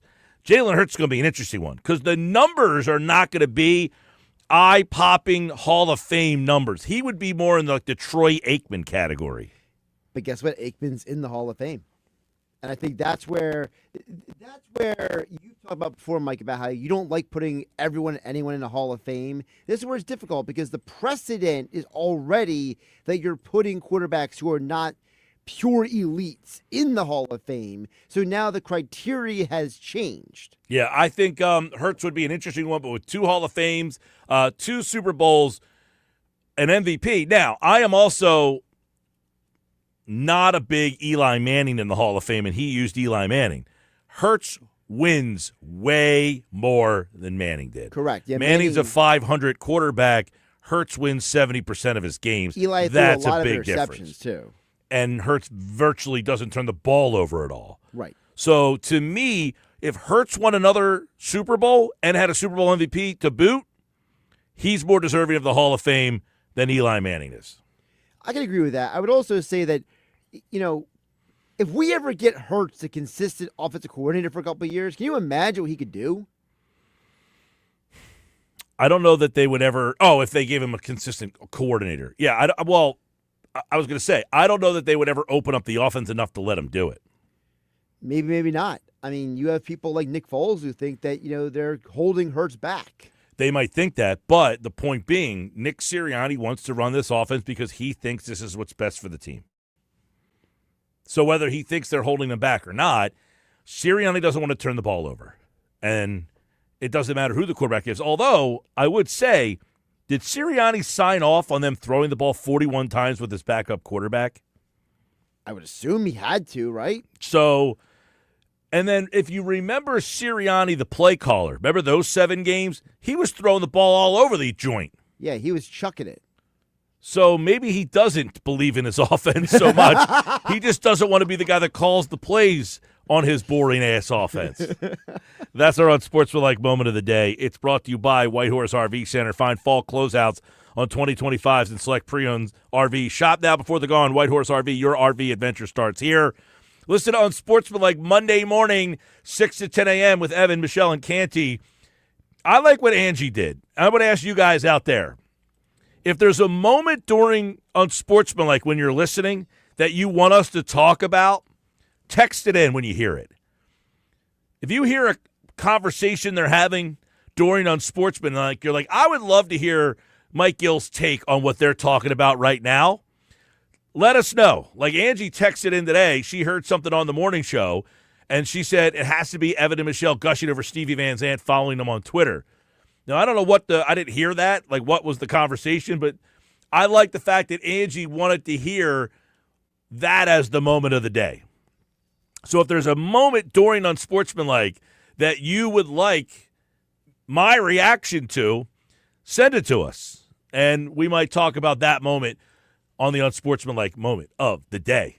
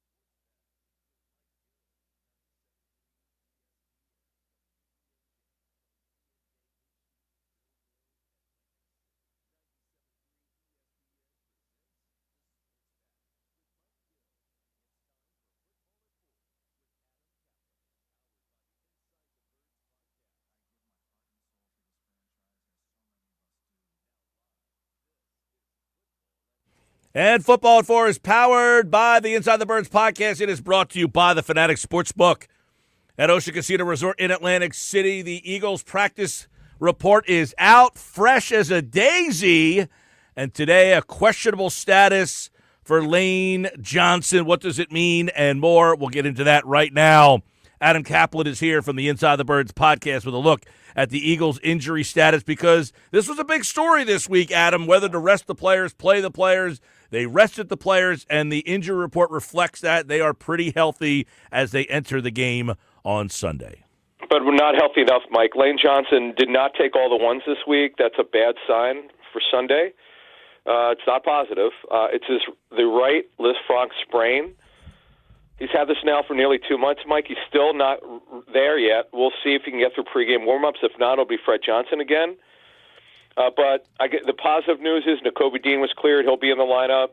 Dickerson is fine. He'll play. Grant Calcaterra, the number 2 tight end, has been cleared. He'll play. Goddard's fine with that knee that he had last week. And Marcus Epps has been cleared out of concussion protocol. That's a big one. Brett Toth did get some work in this week. That's actually important, Mike. He's got to get final medical clearance to be able to be cleared to dress for the game and be their top backup interior lineman. So, yeah, there's some very positive news. There's one bad one, and that's Lane Johnson. He did not take all the ones, Mike. It's a small surprise, to be honest with you. Because remember, the big reason why they did not put him in IR is they thought there was an outside chance he could play by the 4th game. That never even came close to happening, unfortunately. And right now, it's very questionable whether he's going to play. Well, and then the other thing is, Mike, with this type of injury, which is much harder on bigger people, as former Eagles assistant athletic trainer Aaron Borgman told us, for our Patreon members, the bigger you are, the harder it is to play with the sprain. He said he thought he would have to play with a specialized foot cleat, and it would be really hard, but he'd be able to get through it, he thought, at some point. But we'll see, Mike. It's going to be hard even if he plays, and we know, again, Fred Johnson would fill in. Right. He did practice limited today for the 3rd straight day, but as Adam said, he is obviously limited, and that is not an injury that normally you see guys come back from in the middle of the season as well. So we'll see if Lane Johnson can go. Brett Toth, as you mentioned, that is big because he is the main fill-in for Landon Dickerson and Cam Jurgens, 2 guys who have had trouble getting through games. Yeah, it's a good point. Both guard and center, yes. But really, Mike, he doesn't play. He doesn't really play both guard spots. He can, but that's really not his strength. He's improved at center, Mike. That was a big surprise to us when he started. He's had one good game in his career, and it was absolutely dominant. So that was, that's good that they finally show that he can play in the league. And it's been a Jeff Stoutland special. He had a lot to do with him being signed. I'm told as an undrafted free agent in 2019. As you know, he's been on and off the roster for a number of years, but he's on it now. So that's that. But the Niners, Mike, and their injury report won't be out for about another hour and a half. The big one is going to be Trent Williams, their left tackle. They are 3-14 when he does not play. That's a problem. And you've seen what its life is like without the Eagles' right tackle, Lane Johnson. It's not good, though they've been able to win a little bit without him. So, Mike, just to give you some context on how bad their situation is at edge. So, in week 1, they played at Seattle, and they actually won that game. Of course, they lost last week. But in week 1, Nick Bosa was their right end. Since then, he's torn ACL. He's done. Since then, Michael Williams was their first-round pick out of Georgia. He started week 1. He was number 98. He tore his ACL in week 9. He's done. Since week 1, Fred Warner, who was in the lineup as a middle linebacker, he suffered a fracture and dislocation of his ankle. There's an outside chance if they got to the championship game, he'd be available, but he's out. They've replaced both starting safeties, Mike. D. Winters, who started week 1, very questionable play with an ankle injury. So they could potentially be down, Mike. If D. Winters doesn't play, then we're looking comparably to week 1. 6 players, Mike. I don't know how you overcome losing over half of your defense. Right. I mean, we were talking the outside view at 3:30 today, talking about their linebacker, Kaiser White. We talked on Tuesday when he signed, and they're anticipating that he's going to get snaps in the game on Sunday just because they don't have guys. Talking about Bryce Huff, that he's basically has to play more on running downs because they've run out of guys up front as well. That's how limited they've become up front. So it's a very banged-up defense. Yeah, you're going to see this kid, Sam Okawanu. He starts. He's number 91. He's one of their edge rushers. You mentioned Bryce Huff. And then yet another guy who got hurt, Tatum Bethune, who was he was starting for Warner. He tore his groin. He's having surgery. He won't be back till next season. They're a skeleton crew. The only position that has not had any turnovers at cornerback.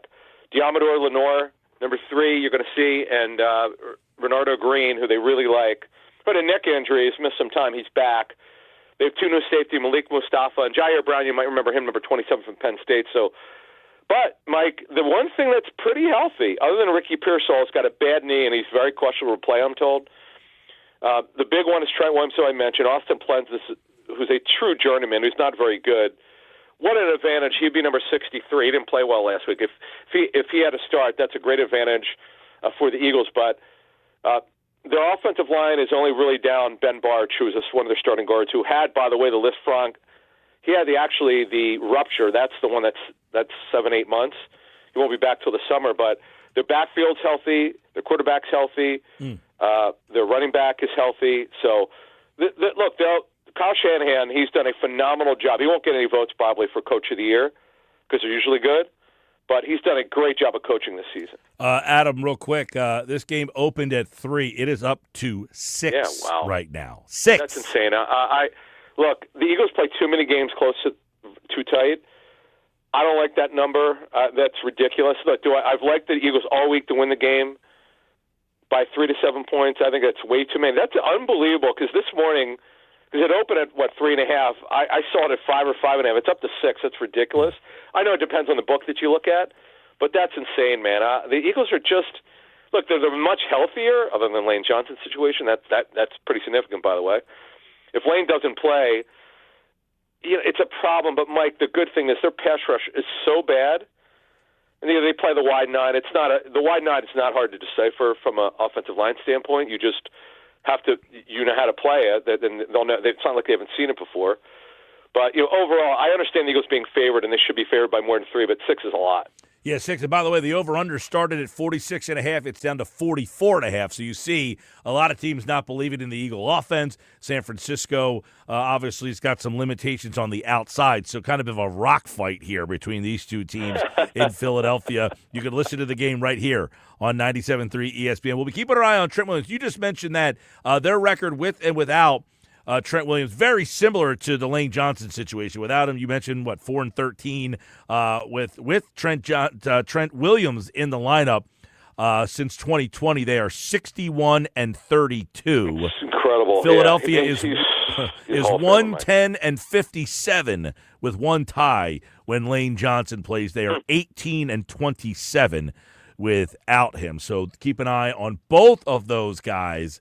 And, of course, we'll be back to recap, hopefully, this game moving forward and not the offseason when Adam Caplan is back next week for Football at 4. All right, Adam, thanks, man. You got it. Thank you. All right, there is today's injury report on our Football Friday edition of Football at 4 from the Inside the Birds podcast. Adam Caplan here, and that's brought to you by the Fanatics Sportsbook. The place to visit this football season for the playoffs is Ocean Casino Resort and the Fanatics Sportsbook. So let me give you a couple numbers. By the way, the number that I just gave you, the spread started at 3.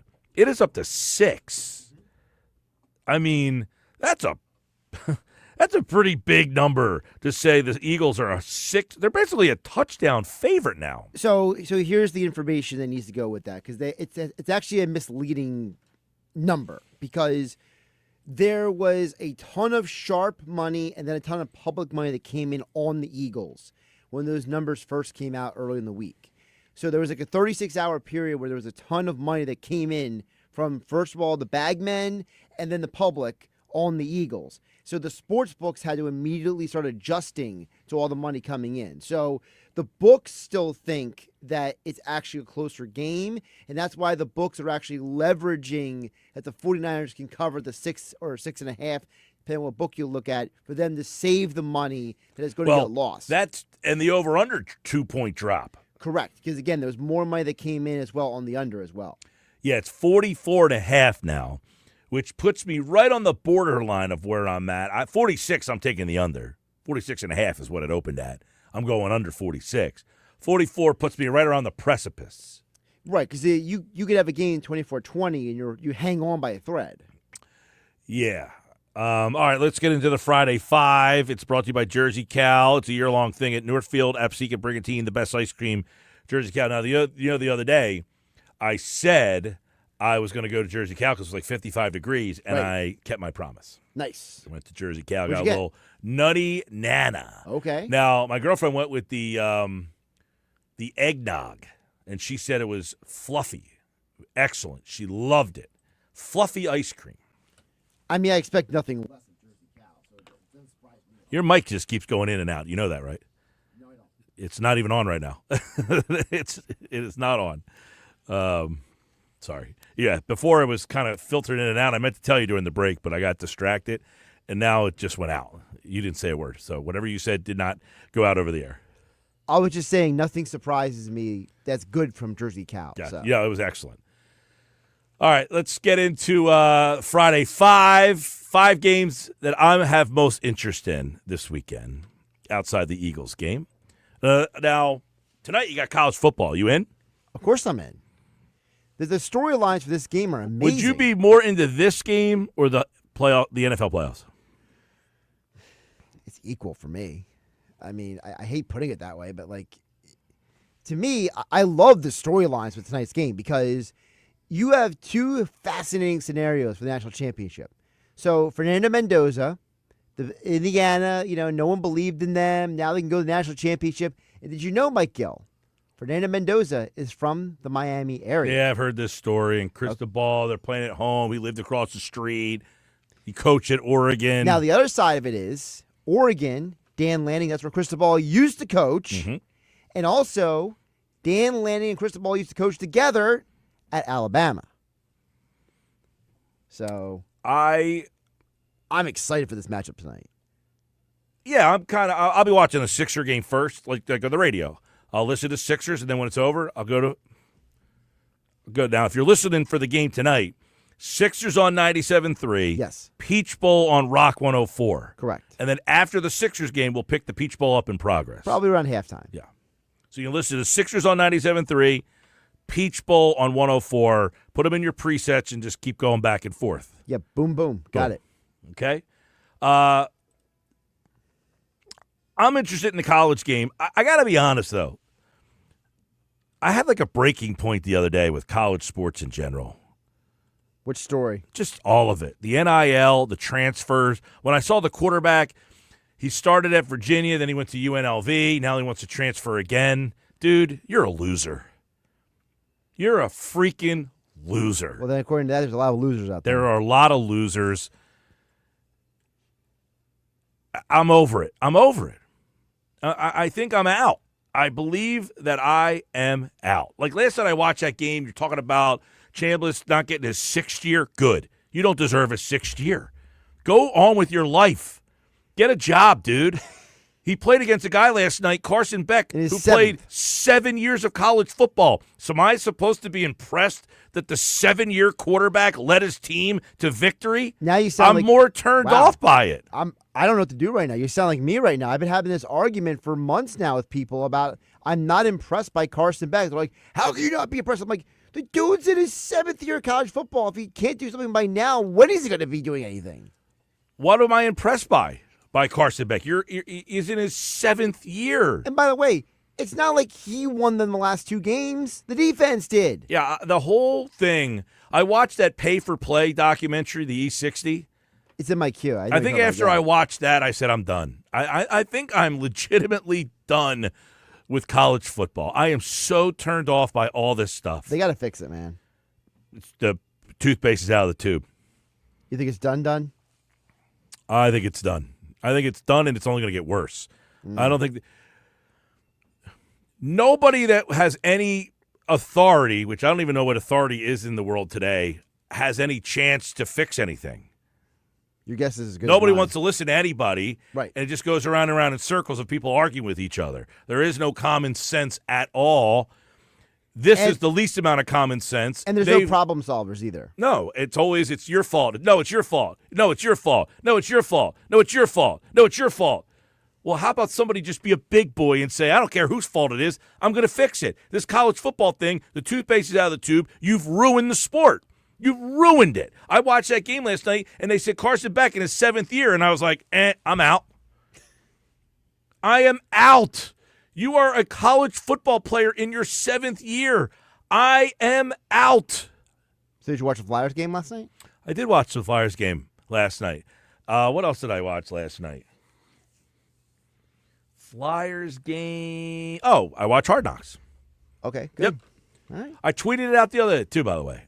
I tweeted this out. I said I am out on college sports. The only thing that I will continue to watch is the tournament. The college basketball tournament. I will watch March Madness.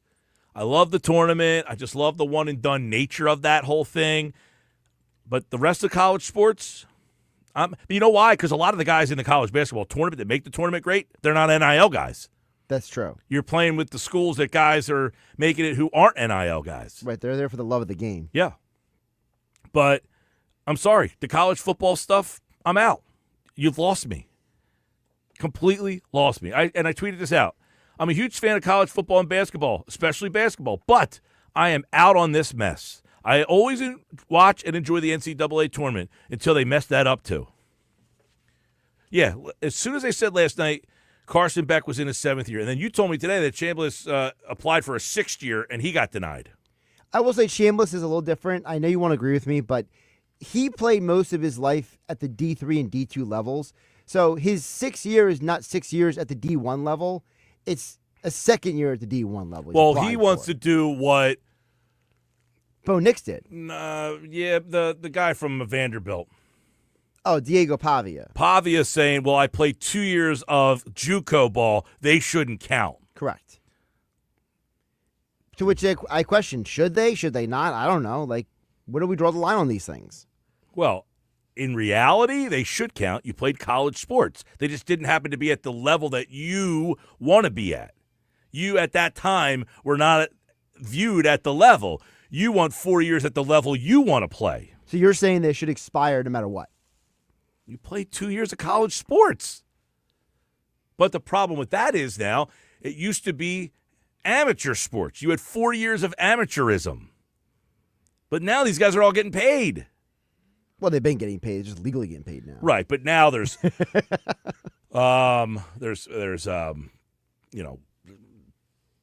salary caps. Right.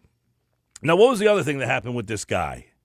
Oh, the guy in Washington? The guy in Washington. Oh, that guy. That's the guy I thought you were going to talk about, because to me, that's the one that makes me the most mad. But this is all-encompassing. This is why I'm out. So, the guy in Washington adds to why I'm out. We don't need to go deep into it. Just the Cliff Notes version of it, basically.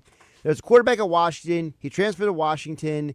He signed an NIL deal for next year.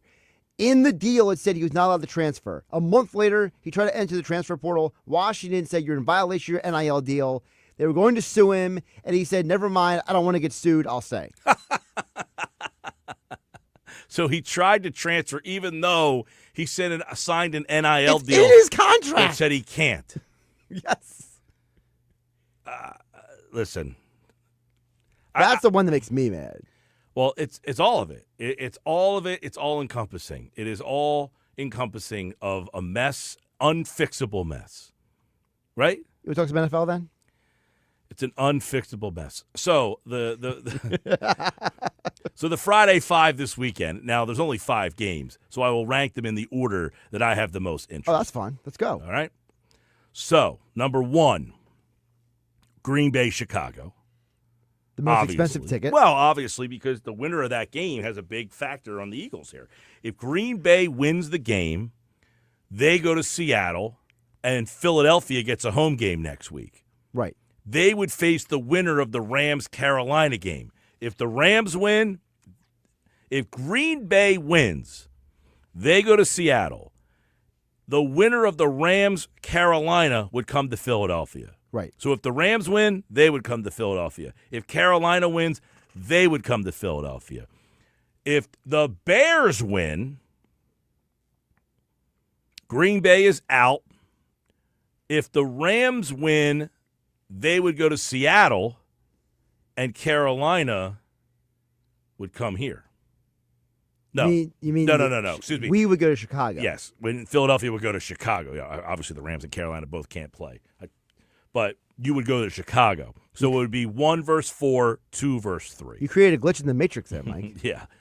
And then I apply for a new year. Yes. So I would go Green Bay, Chicago, number 1. Number 2, probably Chargers, Patriots. I'm kind of intrigued by that game to see if the Patriots, because if the Patriots win that game, that's the same situation. The Patriots would then potentially match up with either Jacksonville or probably Buffalo. Yes. Because the other game, Buffalo wins. But Buffalo wins, they would go to the 1 seed. Yeah. So New England wouldn't play Buffalo until the AFC Championship. AFC Championship game. Yeah.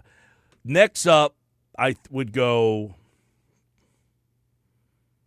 The Rams in Carolina played a couple weeks ago, and Carolina won that game. It does intrigue me a little bit. To me, that's my number 1 game, because for me, I want to know, was that a fluke? Was that, hey, I came up with a good game plan, or does Carolina really have the Rams number? For those who don't know, the defensive coordinator for the Panthers used to work with Sean McVay. So there's something of him knowing that Kyle Shanahan tree, and it's the idea of, does he have a formula? Or was it just a one-time affair? That said, I think Buffalo-Jacksonville will be maybe more entertaining than that game. More entertaining, yes. So I'll go Buffalo-Jacksonville, Rams-Carolina, and then Houston-Pittsburgh I have the least interest in. It's really a shame that game couldn't have more juice, but let's be realistic. I mean, Houston was bad for the first part of the year. The Steelers, I don't even know who they are at this point. I mean, that team has been so inconsistent. Could be Aaron Rodgers' last game. Could. All right. I mean, I'll be watching anyway, but it's just I don't have the same juice I have for these other games. College game tonight, Sixers tonight. Now, Sixers would be in my Friday 5 on Friday and Sunday. Sixers Magic tonight, Sixers Raptors on Sunday. It's in the middle of the Eagles game. It's 6 o'clock. That's a tough time for the Sixers. 4:25. The Eagles game should end around 7:30. You get the second half. Yeah, you can take a Sixers. Yeah, I'm okay with that. I'm just kind of guy. Then they play Toronto again on Monday, so it's like if you missed the game on Sunday, we'll give it again to you on Monday night. I do the thing that you don't like, Mike, which is a lot of times I'll rewatch a game after it's done if I don't have time to watch it while it's happening. By the way, some quick Phillies news. ESPN Sunday Night Baseball is out. Mm-hmm. NBC Sunday Night Baseball is in. The Phillies are going to appear on NBC or Peacock 5 times this season. Wow. Braves-Phillies, April 19th. Mets-Phillies, June 21st.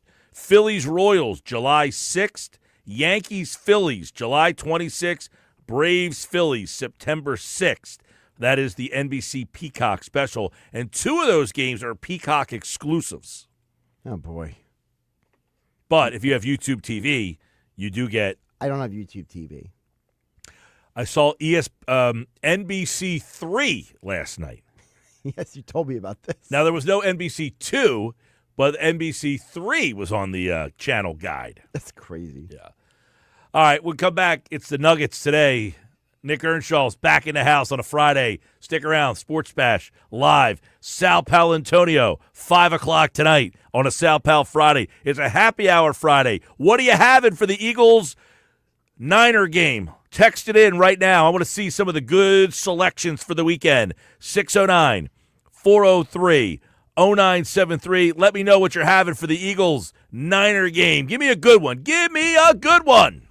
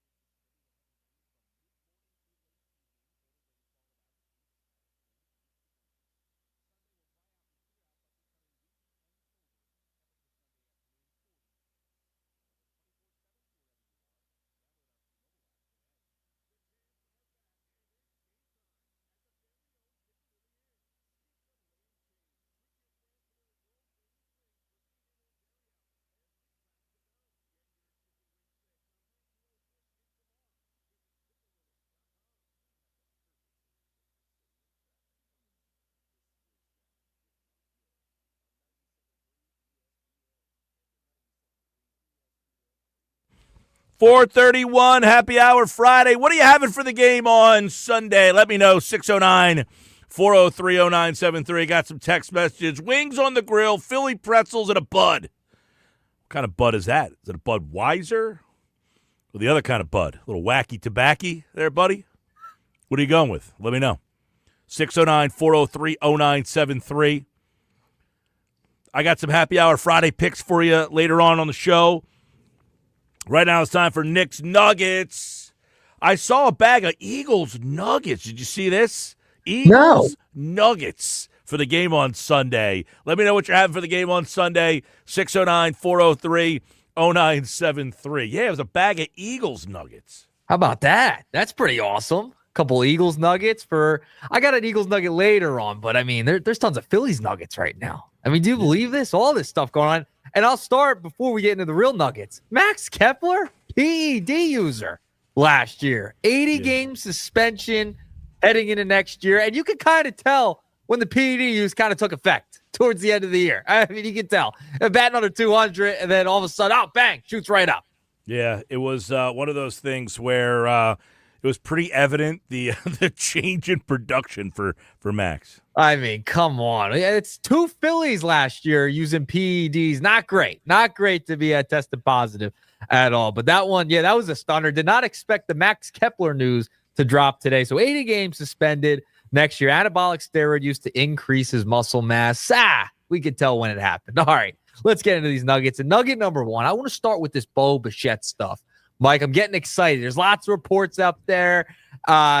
People getting ramped up, excited about Bo Bichette. And John Morosi was on LB Network. And I tweeted it out. You and I were going back and forth a little bit on Twitter about this. The ramifications of John, he brought it up regarding if Bichette signs, what will need to happen to the defense if he does sign. And he put out one little interesting nugget that I thought was interesting, a hypothetical, if I may add. Take a listen to what John had to say. There's also now the ramifications of what this could mean for J.T. Realmuto if Bichette goes to Philly. And then also the somewhat significant question of what position Bryce Harper is going to play. Because if they've got Trey Turner playing short, potentially if you have Bichette moving around the infield to a different position, does that then mean that Harper moves to the outfield? Now, that's a two-part decision. What does Bryce want to do, and how do the Phillies view him? Does this then create a potential of an Alec Bohm trade? A lot of different downstream effects. So there's a lot of moving parts. And the one aspect of this that we all keep talking about is like JT gone, Bohm traded. Like it's a given.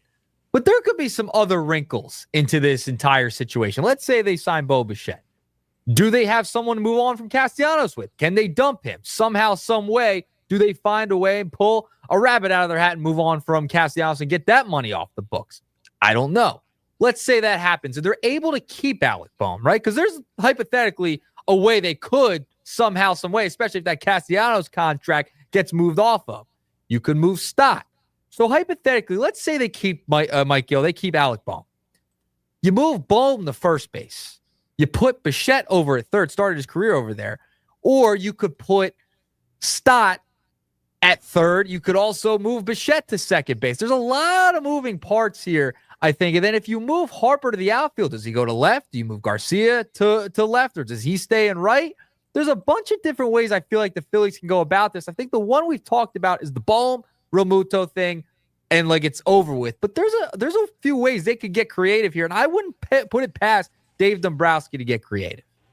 I mean, they could get creative, but I also don't see that being realistic because they got to move salary. So you can't keep Bohm. He makes too much money. You can't keep Bohm and keep Bichette. They make too much. They would make too much money. But what about the Castellanos wrinkle? That's the key here. The Castellanos wrinkle, I think, is one of the keys to this entire puzzle.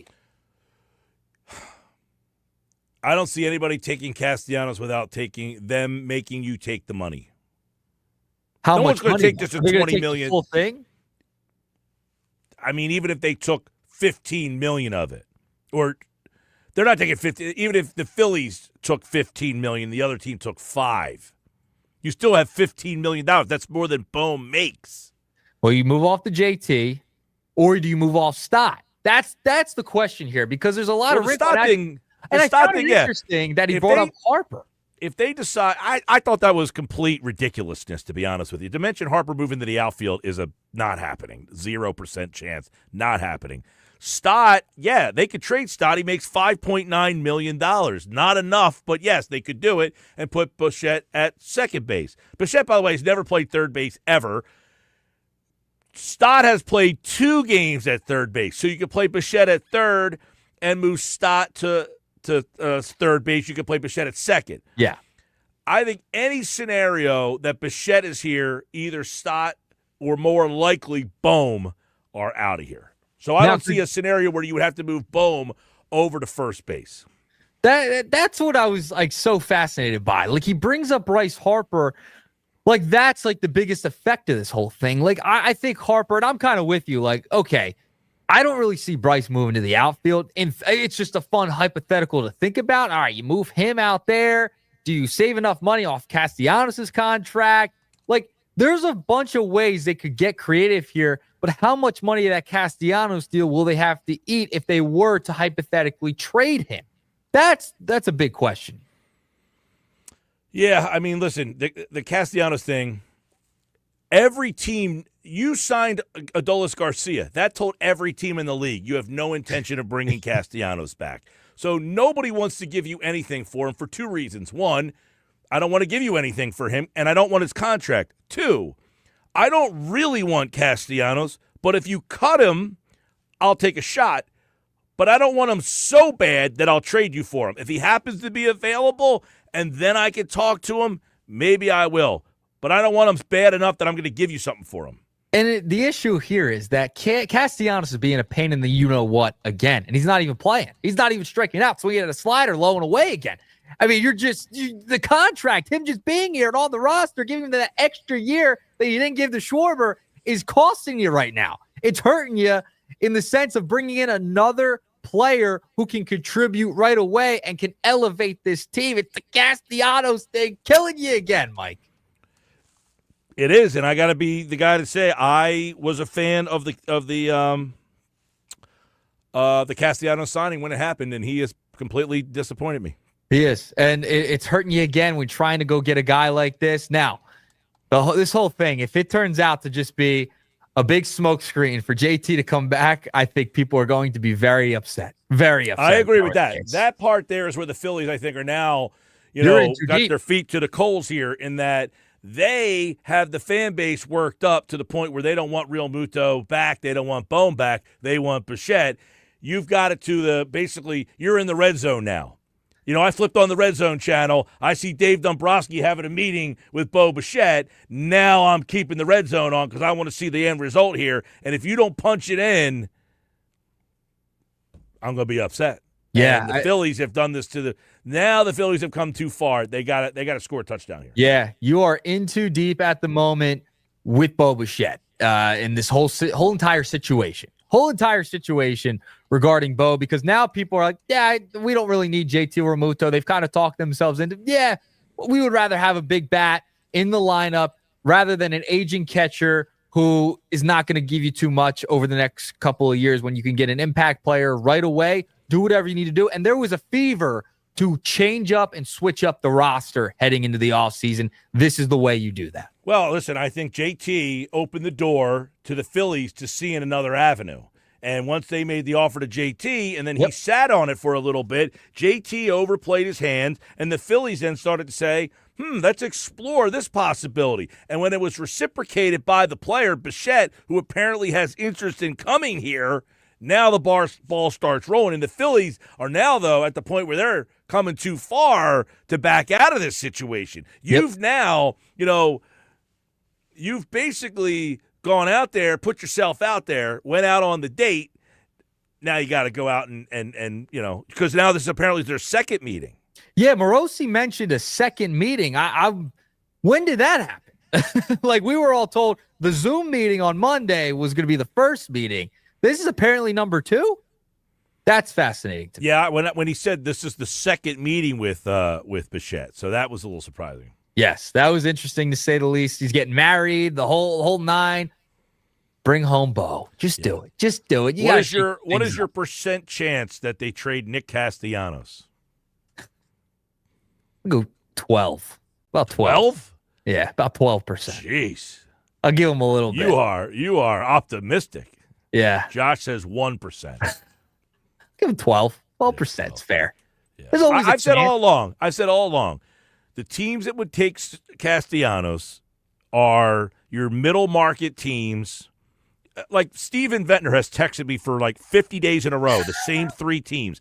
And for 50 straight days, I have said the Red Sox have no interest in Nick Castellanos. No. The Los Angeles Dodgers, they have less than no interest in Nick Castellanos. No team that is a winning organization, like, have you not figured this out by now? Nick Castellanos is a loser, and these teams want to win. They don't want him. The teams that would take him are middle market teams that don't want to spend the money. And they're saying if you cut him, you're paying him, we'll take him. Otherwise, we have no interest. If you can't figure out by now that nobody wants Nick Sirianni, you need to find a new hobby.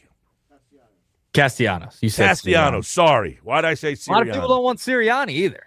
He's going to the Hall of Fame. I Castellanos is going to the Hall of Fame of bad attitudes. Sirianni is going to the Hall of Fame of great football coaches. Yes. Two opposites. I mean, why the Boston Red Sox, by the way, Nick, listen, the Boston Red Sox, let's just talk about how dumb this sounds. They are trying to trade Duran, who's an outfielder. Why the hell would they want to bring an outfielder in who can't play the outfield? Why would you bring in an outfielder who can't play the outfield when you're trying to get rid of an outfielder? They got too many outfielders out there. Duran is an all-star outfielder. They're trying to trade him because they don't have any place to play him. They're going to want to bring a lousy outfielder in? Like, it's the dumbest team. Of all the teams in the league, the Red Sox make the least amount of sense. The Dodgers, by the way. Why would the Dodgers, a World Series champion, why would they say, I got a great idea. Let's bring in a guy who can't play the outfield. I hope Steve sends you another trade proposal on the text board today. I have a feeling I'm going to get the same trade that I've got 97 times, 97 more times. Listen, Steve, you're living rent-free right now. You're living rent-free. I'm just saying, you're living rent-free. You got to fire it up about the Castellanos of the Red Sox. You're not going to have it. I'll give him a 12% chance. I'm just not going to rule it totally. Well, the fact that you said 12 almost blew me over. 12. And that's being very generous. Very generous. So I'm being very generous to Nick and the Phillies saying, yeah, there's a chance. So you're saying there's a chance. Where's Dumb and Dumber and Jim Carrey when you need them? Yeah. At that point. All right. I'll give you, by the way, my percent chance on Castellanos being traded is probably in the Josh realm of 1. It's fair. I'm being nice. I'm being generous. And by the way, always a chance. And this isn't just like hyperbole. Being told by many people, the Phillies have called almost every single team in the league and have basically got hung up on. There is no interest in Sirianni, in Castellanos. In Sirianni. I love it. All right. Before we get out of here, Rob Manfred went on a radio station up in New York, and he dropped a lot of nuggets, to say the least. He's going to be out in January 2029. We kind of knew that would be it for him as the commish. So commish will be new in January of 29, heading into 2029 and 30 seasons. All right. He talked about realignment yesterday, Mike. Oh, I read this.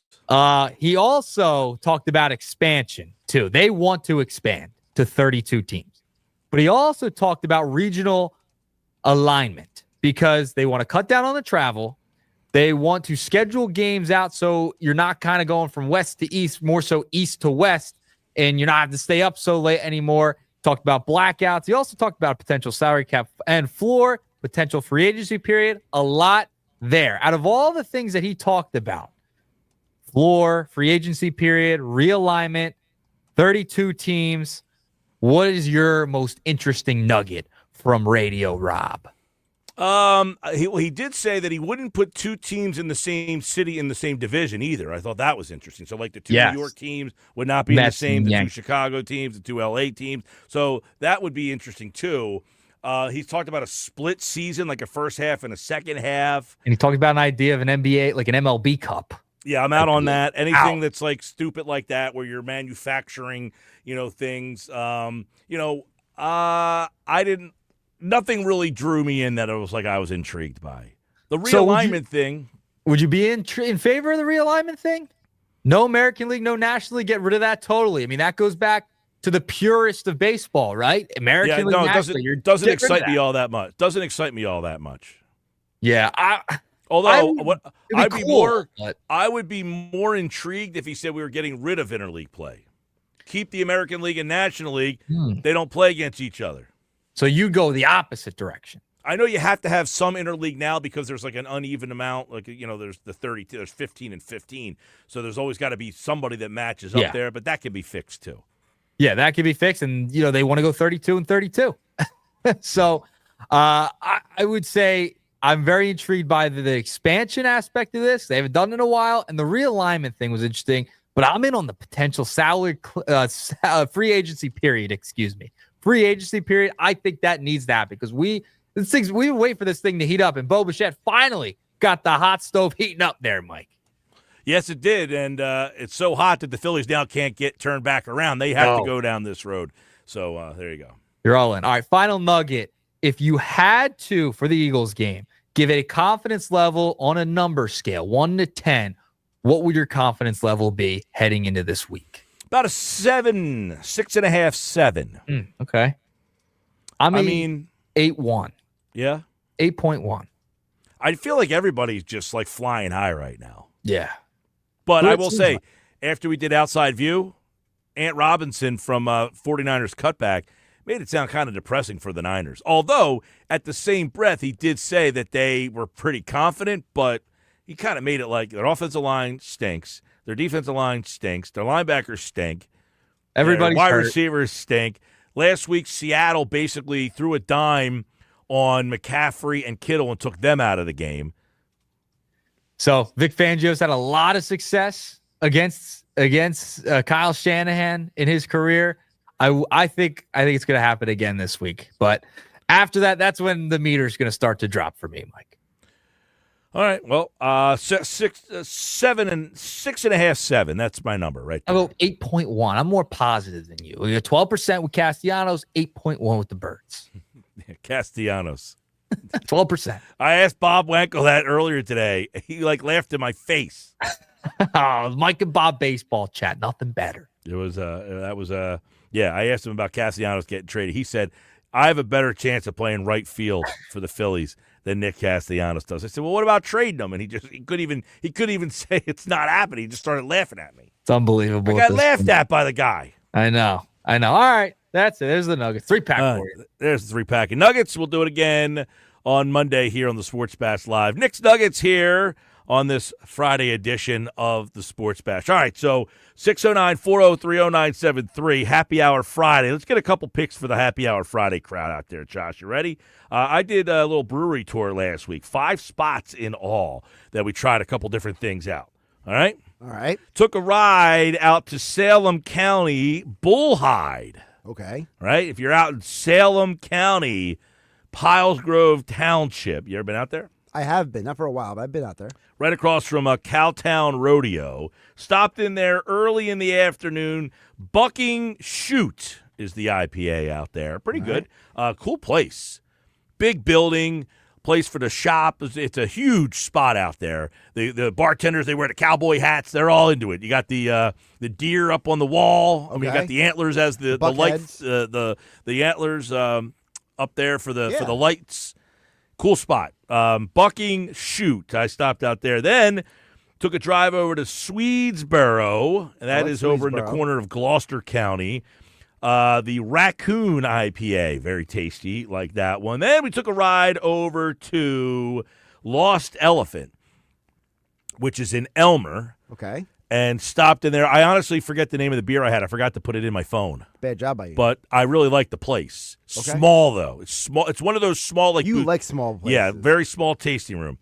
Farmers and Bankers. This is a place I really want to go to. Stopped in. Farmers and Bankers had Nectaron Fields Forever. They got a good IPA selection out there. Then we ended the night at Buna Connection and had the Backroads, which has turned into one of my favorite IPAs. as well. So there you go. There's a couple of thoughts for if you're out in Salem County, Gloucester County, and Buena would be in Atlantic County, right on the edge of Atlantic County. There's a couple happy hour Friday picks for you. But I'll tell you what I'm going to have for the Eagles game on Sunday later on in the show. We got our wild card picks, we got our Eagles picks, we got our game balls, and more. But coming up next, it's a Sal Pal Friday with ESPN Sal Paolantonio.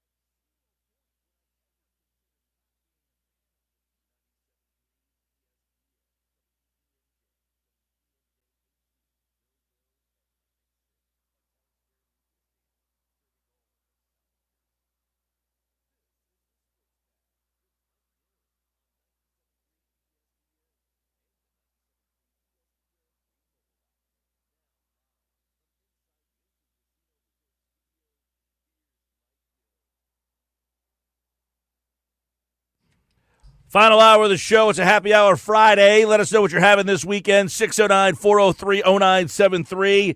It is a Sal Pal Friday. ESPN Sal Paolantonio set to join me here on the Sports Bash Live on 97.3 ESPN. The Eagles and the Niners. You can listen to all the action right here. Coverage starts at 3.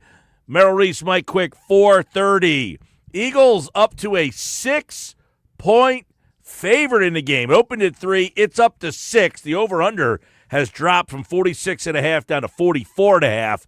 We got those numbers and plenty more. Sal Paolantonio's keys to the game right here on the Sports Bash on this Friday. Johnny G and the Burger team at the Burger Realty, of course, giving us Sal Pal on a Friday. He joins me on a Sal Pal Friday. The 18 weeks are in the books, Sal Paolantonio. It is playoff football in South Philadelphia. Welcome back. Oh, it's always a rock fight at the concrete jungle of South Philadelphia. You don't want to come into South Philly on a Sunday afternoon and it starts to get dark and the people get real riled up. I tell you, it's rough sledding out there for the opposition in those playoff games at night. Well, we know it's going to be rough sledding for a bunch of reasons here. We're going to dive into them, Sal, because this Niner team traveling across the country. Let's start with their offense. You got Christian McCaffrey. You've got George Kittle. The outside weapons a little limited. No Brandon Ayuk all season. That's been a wild story. Looks like Ricky Pearsall did not practice again. So what is this 49er offense? We saw them score 40-plus 2 weeks in a row in Week 17 and Week 16. They threw up 3 points last week in a pressure cooker. So which offense are they? Yeah, it depends on the matchup, right? Depends on what defense that you're playing. So Seattle's defense is a mirror image in many ways of the Eagles' defense in terms of scheme. They have very good defensive tackles, broke down the protection of the Niners right in the middle, the center and the 2 guards. And that's what the Eagles have. The Eagles have Jalen Carter and Jordan Davis. Matter of fact, Mike, if you want to watch the NFL matchup show on ESPN Plus or on demand or tomorrow morning on your television set, if you have an antenna and you want to put it up on the roof, you can watch it on TV. The old school style like I do. Greg Cosell has a great piece, a breakdown of just how susceptible the Niners are to the rush up the middle, and that's what Seattle exploited. And I expect the Eagles to exploit the same thing, try to put pressure on Brock Purdy. Now, I kind of alluded to the problem, though, that the Eagles have with running quarterbacks, with quarterbacks that like to leak out and escape. I talked to you about that on Tuesday on your show at 5 p.m. I went back and I looked the numbers, got the numbers. I said, I'm going to go on Mike Gill's show on Friday. I better have good numbers on this issue because it's big. Brock Purdy, in his limited action this year, he's been hurt. In his limited action, had 33 rushing attempts. 16 of them went to first downs, Michael. 16 of the 33, almost half. That's a lot. He will leak out, and he will turn a little bit of a scramble of 3 or 4 yards into a 7, 8, 9, 10-yard gain.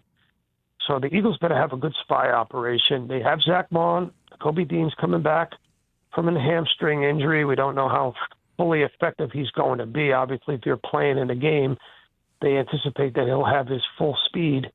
But this is something that you got to watch.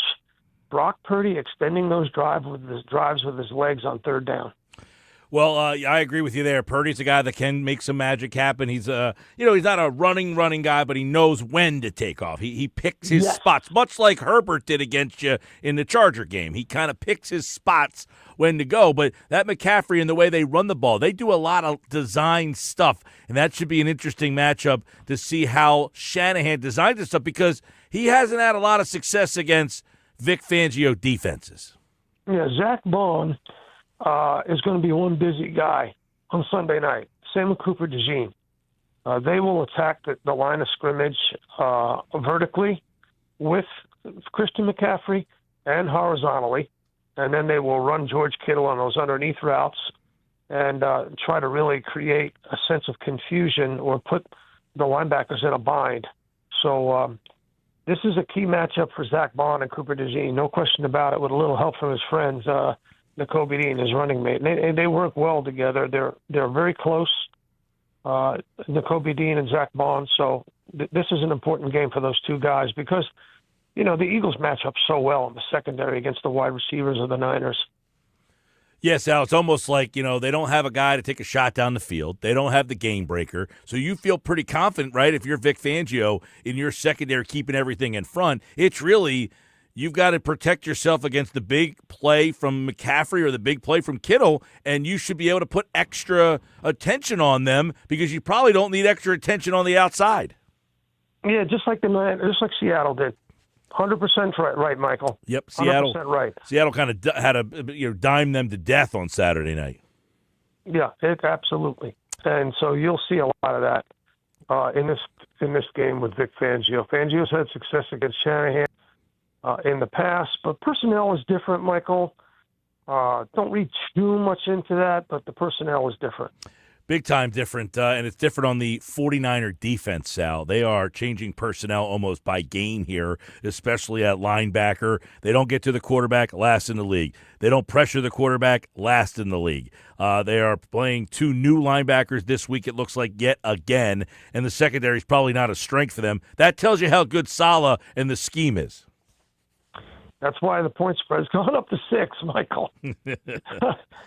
That's the reason why. Right there. Well, we know Philadelphia's offense, Sal. You and I have been talking about it every single week. They just can't get out of their own way. And you would say, hey, this seems to be a good week to try to do it. So what do? You hand it to Saquon Barkley, let him kind of cook. They don't get any pass rush. Do you go that route?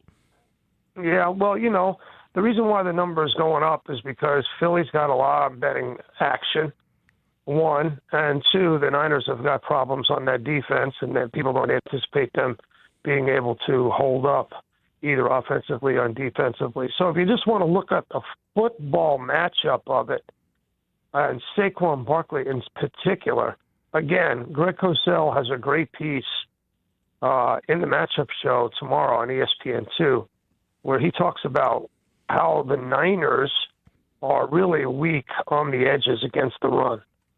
And the Eagles run a pin-pull concept on the edges, off tackle to the right side, and if Lane Johnson is back, that'll be pretty significant. That allows you to take advantage of the run lanes on the outside. By the way, we got Aiden Hutchinson in studio. Oh, cool. On Sunday NFL Countdown this Sunday.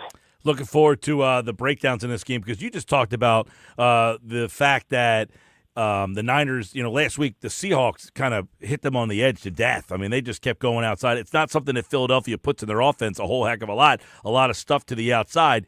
But the big thing has been Jalen Hurts when he takes off. He didn't do it a lot during the regular season, but does that change when the month flips, the calendar flips to January?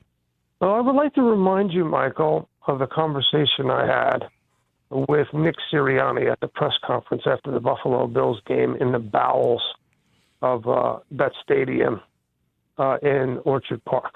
Formerly Rich Stadium, right? Formerly. Yeah. I don't know what it's called now. It's something stadium. Highmark Stadium. It's about to go out of business stadium. Let's call it that. This is the last year of that stadium.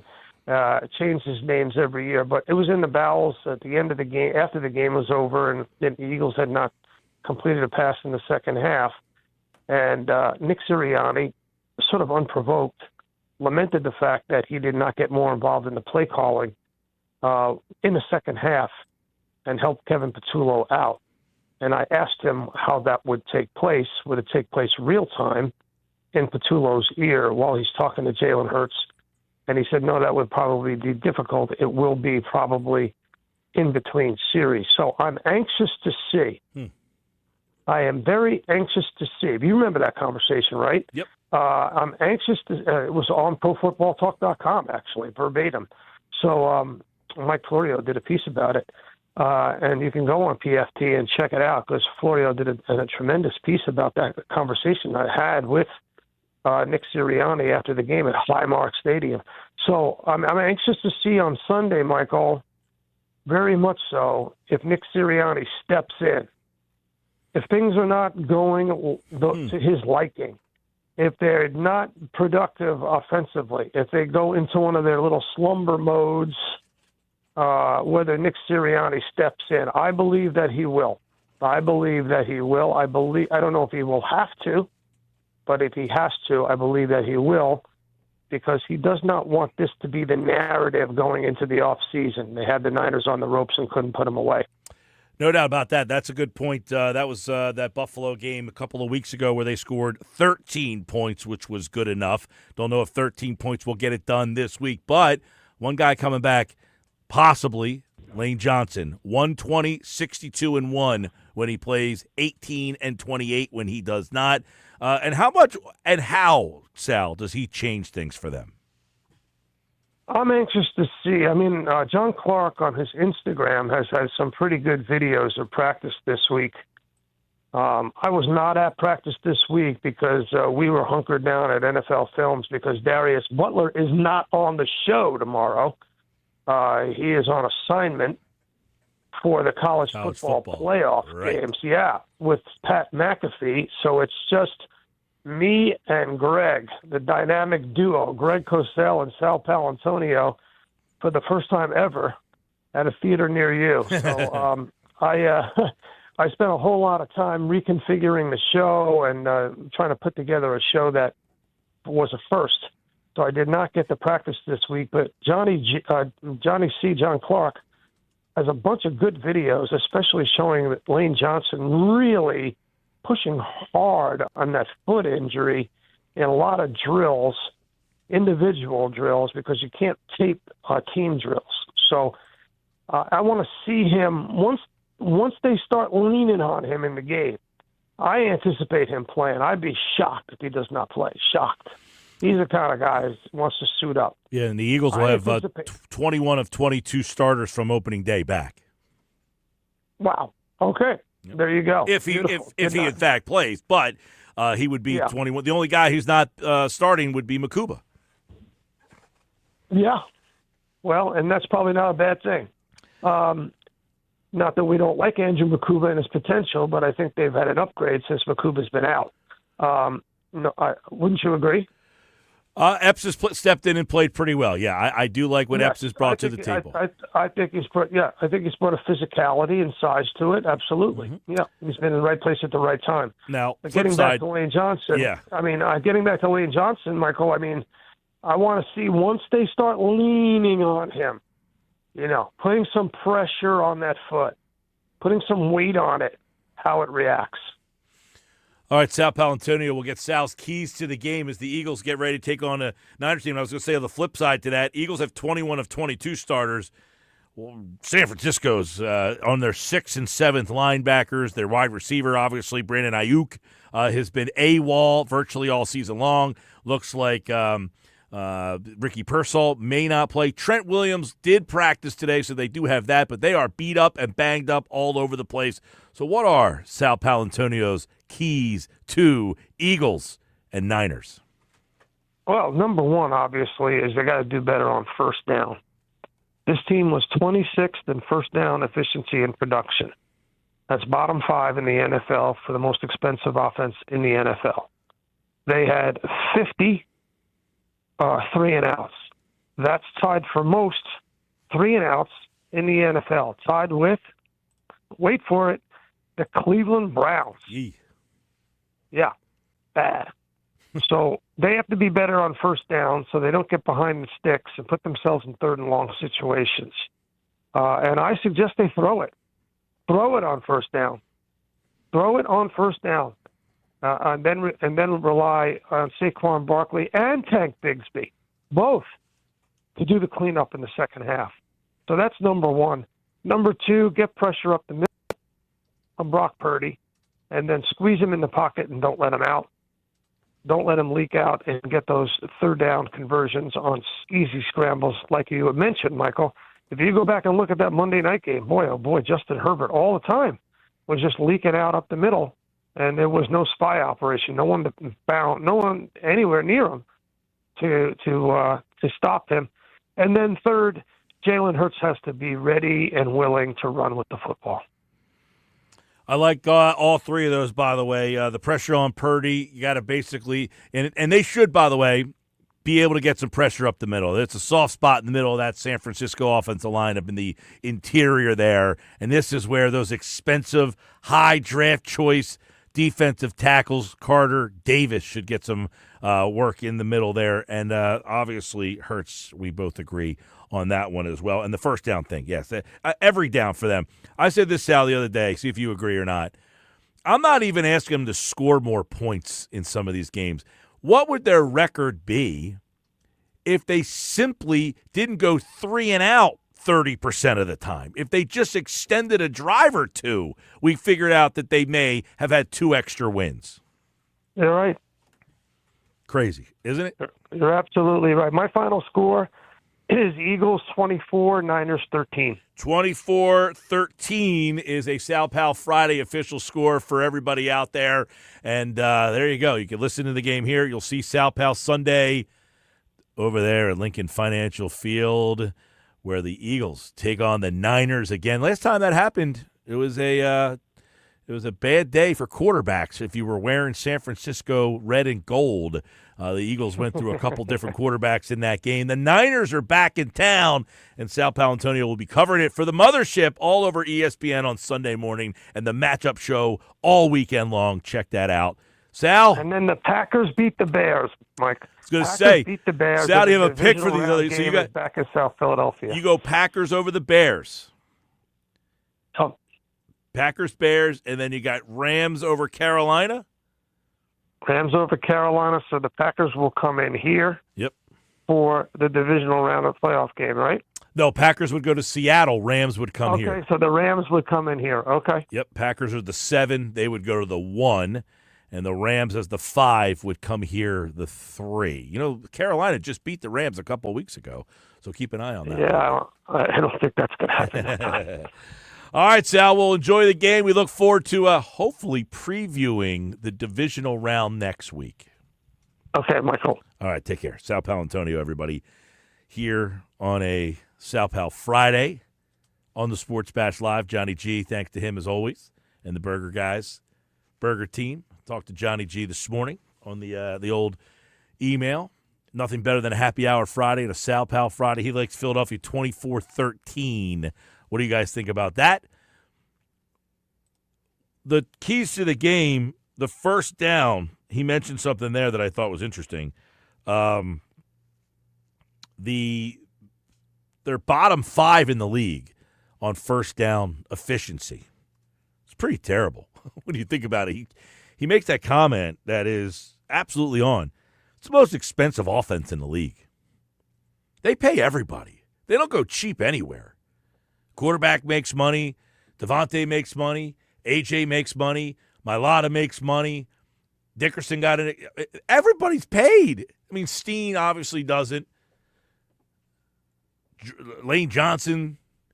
Every single guy's got a contract extension on this team, except for Juergens. Although, did Juergens get a contract extension? I think he did. Let me double check that. 'Cause I thought he got one this offseason, didn't he? I would say Steen might be the only guy on this offense, and Goddard, that don't have contract extensions. Right. Goddard's a free agent. Right. Everybody else, they got no excuse. Yeah, Juergens signed a 4-year, $68 million contract extension in April. That's what I thought. So everybody on this offense, all has gotten paid.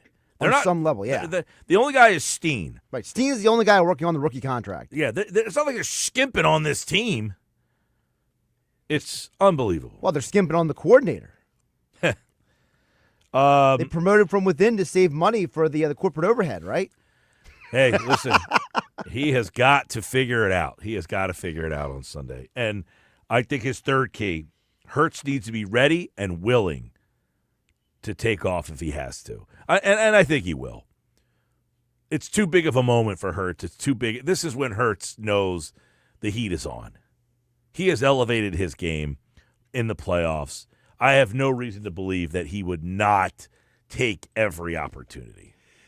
Look, I think that it's become very apparent that Jalen, when the pressure is on, he handles himself at a very, very high level. And there has been speculation about how this team is a team built for the postseason, not the regular season. but I think they are considered that explicitly because who the quarterback is, right? Yeah. Well, and listen, me personally, just watching this team, I feel that Jalen Hurts is a better performer in the playoff than he is during the regular season. You know, like you see a guy like Joel Embiid. I have no problem saying that Joel Embiid has been a better performer in regular season games than playoff games. It's the opposite for a guy like Jalen Hurts. All right, 609 403 0973. 609 403 0973. That's the text board. That's how you can get involved. Happy Hour Friday. Let us know. Give me a good pick this weekend. I need something good for the Eagles game. Now, I gave you some picks in the 4 o'clock hour. Gave you a bunch of picks. You're going to be out tomorrow for the Hanging with Henning show as well, right? Yeah, I'll be at Slack Tie Brewing for their 10-year anniversary celebration. They're also dropping this weekend their 10-year anniversary beer. It's a hazy IPA. You should come try it out. Might check that out tomorrow. That's noon to 3. You'll be there, but they're doing the festivities all day long. Yeah, all day long. We do have some plans to possibly hit a couple of spots tomorrow. Nice. Got the wild card round. You know, one of the places we're at Swedesboro. Yeah. One of the things I did enjoy, they have 3 spots. This was the Swedesboro one. They had the sound on for the Flyers game. Nice. Yeah. Not a lot of TVs, which was okay, but the TVs, if the sound is on, and you could hear it clearly. You could hear the broadcast. The last time I was there during a college football Saturday. So I've never actually been in there for like an Eagles or Flyers game. Nice little spot. I like it. All right, so check that out tomorrow. 10-year anniversary. Hanging with Henning will be at Slack Tide from 12 to 3. You can hear that game. Any good guests we should be waiting for? Well, usually I have Andy McNamara. We also got Matt Barrows. He covers the 49ers for The Athletic tomorrow. And Chris Franklin, who covers the Eagles and the NFL Chris. Good for job. NJ.com. And, of course, Alex Berardis will be back here in the studio. All right, check that all out tomorrow. Coming up, we'll do wild card round previews, some thoughts on all the games. That's next. This is the Sports Bash Live on 97.3 ESPN.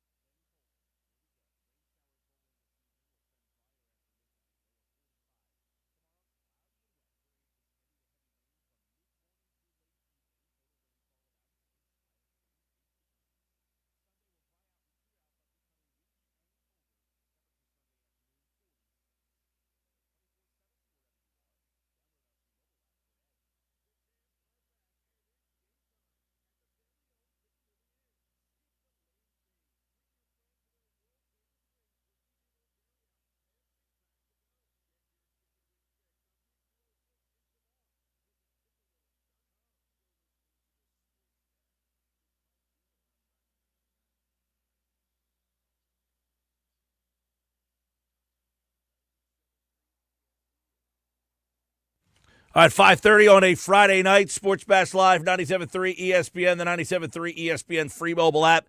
People watching on the 97.3 ESPN YouTube channel, at Mike Gill Show on the Twitter X platform. You can watch the show each and every day live, be a part of the show. If you're watching the show, hit the subscribe button, hit that bell. Get alerts when we go live. You can watch the show on your big screen TV at home, on your phone. If you're going to an establishment, tell the bartender, hey, can you put the Sports Bash on? That would be cool. That would be fun. All right, let's look at some of the matchups in the games, I should say, this weekend. The Saturday playoff game, first game of the afternoon, first game of the whole tournament. That will be that Rams and Panthers game. We keep talking about the fact that these two teams played and Carolina won that game, which is interesting because by Carolina winning that game, it put the Rams in the predicament that they are now in, right, where they had to go on the road. They could have been in play for the 1 seed that last weekend of the season, but instead they went to Carolina and lost. So, and I think that was one of the big surprises of the entire season. When you think about the last, this last stretch of, the last month of the season, this last stretch of games, when the Rams lost that game, it kind of started a little bit of a tailspin for them. Now, everybody is just anticipating the Rams are favored in this game by 10. There's a lot of things here that I think are interesting. One, if you take a look at this, the Rams minus 69-point differential. It's the fourth worst by a playoff team. The 2010 Seahawks were a minus 97. Do you remember them? Was that's Marshawn Lynch, right? That's yes. When they ran over all the Saints. The 2011 Broncos were a minus 81. That would be Tim Tebow. And the 04 Rams were a minus 73.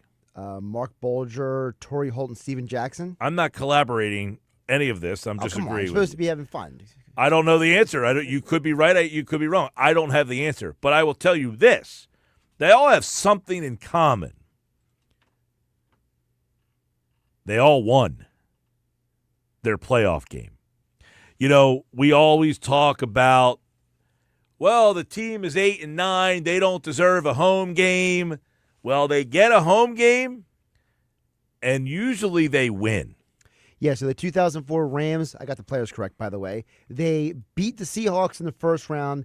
They lost to the Falcons in the second round. All of them lost to the divisional round. They all won their wild card game, and then they all lost the divisional round. Now, keep this in mind.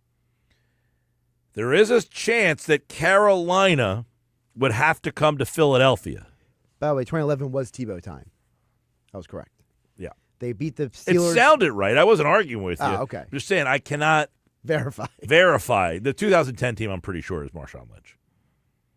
Because that was the team that was like I looked it up too, yeah. I think they were 8-8 or 7-9. They were 7-9. And they won. They beat the Saints, I think it was. Yeah.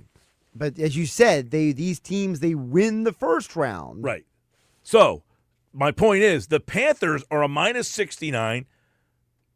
It's the fourth worst by a team in playoff history. The other three teams, they all won. So, let's not take this Panther team as roll over and die. So, I was telling you guys earlier, and I mentioned numerous times. So, for those who don't know, the defensive coordinator for the Carolina Panthers' name is Ejiro Evero. Ejiro Evero was on Sean McVay's staff for 5 years, Mike. Yeah, he was a hot head coaching name in the offseason. Yeah, at one point he was. But the point is that he had intimate knowledge of what they do. So it sounds a little risky business. Oh, maybe it was risky business for Sean McVay to go in with his ego thinking that he could just do what he usually does against a guy he used to coach with. Well, they just played each other on November the 30th. It was a high-scoring affair, 31-28. Carolina won that game. You go back to that game, too. It was a bad loss for Carolina because they were starting to finally win people over, that they were now the best team in the league. They go and lose to Carolina, and on that day, when you remember the big thing in that game, Bryce Young did not have a big day, 206 yards, but he did throw for 3 touchdowns in the game. They ran the ball 40 times for 164 yards, and you wonder if they found something there. The big thing on the flip side, Matthew Stafford had 2 interceptions, and he also lost a fumble in that game. 2 bad interceptions, too. They were interceptions that you were like, what is going on here? Because one of those interceptions happened a little early in the game, and you were like, where was he even going with that ball? It was like the Panthers had completely confused him. Well, they had won 6 in a row, the Rams. And they lost that game. They would go on to win 2 more by scoring 86 points against Arizona and Detroit combined. Then they lost 2 straight against Seattle and Atlanta that put them at 11-5, and then they beat Arizona. Yeah. But that Carolina loss put them to 9-3. If you go back to that 9-3, they did win 2, then they lost 2. That Carolina loss, there's always one loss that you look at and say, man, they really lost that game. That prevents you from being what you could have been. And if they beat Carolina, a team that they obviously have a better record than, they probably could have been in play for the number 1 seed with their game on 100%. Sunday. 100%. And don't forget, sometimes winning just breeds confidence. And it felt like after that loss, the Rams started kind of stumbling and fumbling over themselves. Well, and then the Panthers, who obviously, they lost last week. They had to back themselves into the playoffs here. Correct. But that being said, they win that game against the Rams, and that game against the Rams was kind of the one that they needed because they ended up losing 3 out of their last 4. They went on the road the following after their bye week and lost to New Orleans. Then they beat Tampa, they lost to Seattle, and then they lost to Tampa. But that game against the Rams, they had to win a game that was kind of outside the box that they weren't supposed to win, and that's the one they got. Also this year, Carolina did beat Green Bay, who was a playoff team as well. So they did have 2 wins against playoff teams this year. But I would imagine that the Rams are not going to let their guard down on this one. I think the Rams are going to win this game. It'll just be, as Lee Corso used to say, close. It'll be close. The Panthers are currently 10-point underdogs as a home team. It's tied for the largest home underdog in a playoff game in the Super Bowl era. The 2010 Seahawks, who we discussed earlier, were also a 10-point dog. They won that game outright, 41-36 against the aforementioned Saints. Marshawn Lynch had a 67-yard touchdown run in the fourth quarter of that game that was known as the Beast Quake. And the Panthers have won 8 games as an underdog this season, tied for the most in a season in the Super Bowl era. So if they win, they've been underdogs all season long. Let's go to the Bears and the Packers. This is the Saturday night game. Oh, man, this one has the makings of an interesting one. Packers won the game December 7th. Right. They played again on December 20th. Packers have that game won. The Bears need an onside kick. They get the onside kick. And then they have to score. And they score. And the Bears are out of that game. That game was over. That was a primetime game. Bears end up winning that game. And that's the game that you go back to and say, if the Packers just take care of business there, the Eagles are the 2 seed. Yep. And who knows what goes on with Green Bay. Exactly. But here they are. Can the Packers get revenge for that game that they just played? Now, a couple things here. Bears are 10-1 when they win the turnover battle this year. 1-5 when it's the other side. So it sounds like you know what's going to be the big story in this game here. Turnovers. Naturally. And what I think is most interesting about the Bears-Packers matchup is this, Mike. You have a lot of guys who are not playing in this game. No Micah Parsons, right? That's a big deal part of this conversation. The Bears have had half their wide receivers injured this year. Is this game even going to be a high-scoring game? I think it might be a good under game. Well, it's very interesting because you take a look at this. The Bears lost 2 straight.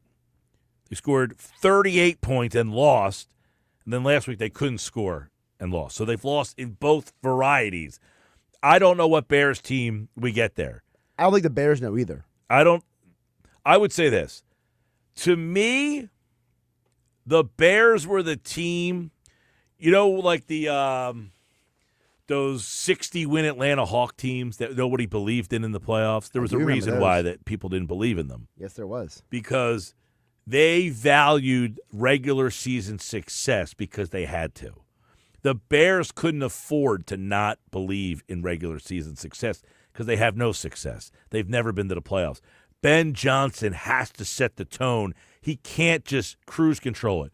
But I think because they put their foot down to the pedal to the metal the whole season, I think that Bears team has been pushed to the limit.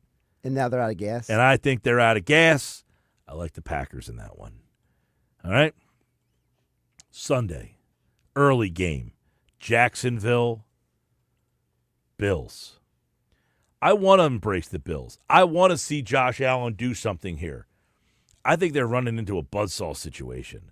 They got to go down to Jacksonville. Trevor Lawrence has played really well. 13 touchdowns, 1 interception since the start of December. It's the highest QBR by any quarterback since 2020, by the way.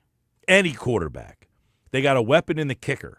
They can kick a 67-yarder, a 68-yarder if they have to. They finished the regular season on an 8-game win streak. Jacksonville, 31 takeaways this season. It's something that Buffalo is prone to do, turn the ball over. Jacksonville leads in opponent rush yards per game. The one thing Buffalo does pretty well, James Cook, that might get taken away from them. They don't have a lot of weapons, Buffalo. This seems like the one matchup that Buffalo probably didn't want to have to play on the road. Jacksonville, by the way, has played Buffalo twice in the playoffs. They've won both times. Jacksonville 4-1 at home in the playoffs, 5-2 in the wild card game.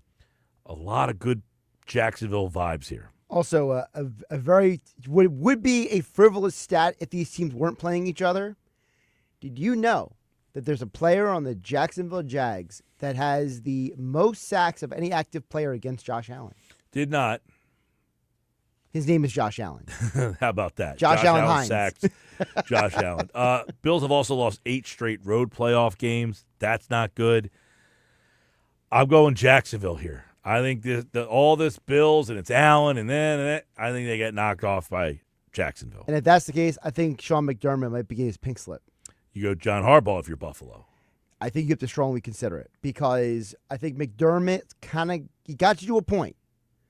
But this was the year you should win, right? No Joe Burrow, no Patrick Mahomes, no Lamar Jackson. There should be no obstacle in your way.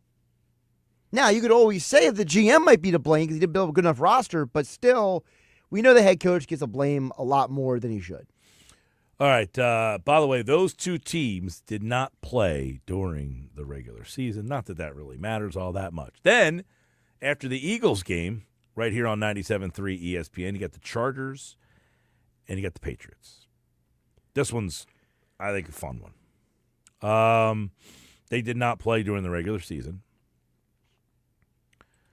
You got the MVP potentially of the league on Patriots. Right. You got a team in the Chargers have not won a playoff game. Their last playoff win, Jim Harbaugh, by the way, his last playoff win, 2013. It's been a while. He is 5-4 in playoff games. Mike Vrabel, 14 games this season. Turned that team around. Are they the Bears of the AFC, where they put the pedal to the metal, but they didn't run out of gas down the stretch? No, I think the Chargers are more like they're survivors. Won 3 straight. They have found ways to win games they were not supposed to, right? You know, Justin Herbert had that injury. He didn't let it hold him back. I look at it more as the Chargers might be the kind of team that could make life very miserable for the Patriots because the Patriots, they want to be physical. So the Chargers. So now it comes down to, what's the old Mike Tyson thing? Everyone's got a plan to get punched in the face. Here's the one number that stands out to me. Patriots, easiest schedule in the NFL. They played 3 teams with a winning record all season long. They went 1-2 in those games. Yeah, one of those were the Bills in another division. The only team in the NFL not to play a team that finished in the top 10 in scoring defense. The Chargers are 9th. Those numbers would seemingly have to matter here. I tend to lean lean Chargers, but I don't love them crossing the country here. I probably go Chargers 3.5. If this was the Dan Fouts Chargers, I feel differently. But this is the Jim Harbaugh Chargers. I feel a lot better about them. Okay. I like the Chargers with the number. 3.5. New England's You favored. go number there. Yeah, New England's favored in that one. I mean, that might be a good take, even if the Chargers Well, I'll don't give win. you my picks against the number for all of them, but in that game, I like the Chargers. All right, Getting then you got- 3.5. Then you got Monday night, the game you don't care about. Yeah, this one doesn't do much for me. Texans, Steelers. First time they play in the playoffs here. The Texan defense is just the difference maker here. But they're 0-6 on the road in the playoffs all time. I mean, this is a franchise that just has been terrible. They average giving up 17 points a game. So what does that equal in Pittsburgh years? Like 3 points, Pittsburgh? Right. I don't know that Pittsburgh gets 10. So I think let me get the number on this one real quick because it's Monday. I got to change over to Monday here. Houston's a road favorite. 3. The over-under 38. That makes sense. I like the under, and I like Houston. Houston wins 17-6, something like that. I feel a lot better about Houston winning if it was in Houston. But if that game is tied, let's say 13-13, going to the fourth quarter, and when that Renegade hits, how many of those Texans players are going to be sweating to death? Like, oh, no, I am not playing a regular season NFL game anymore. Yeah, I think it's just an ugly low scoring. I got, like, what'd I say? 17-6, something Yeah, you had like that. 17-6, yeah. So I like Houston minus the 3, under 38. I like the Chargers minus 3.5. I like Jacksonville minus 1.5. I like Green Bay minus 1.5. I probably go money line Green Bay on that. And I like Panthers minus 10.5 against the Rams. All right? All right, we'll do Eagles and Niners game ball picks and all that more coming up next here on the Sports Bash live on 97.3 ESPN.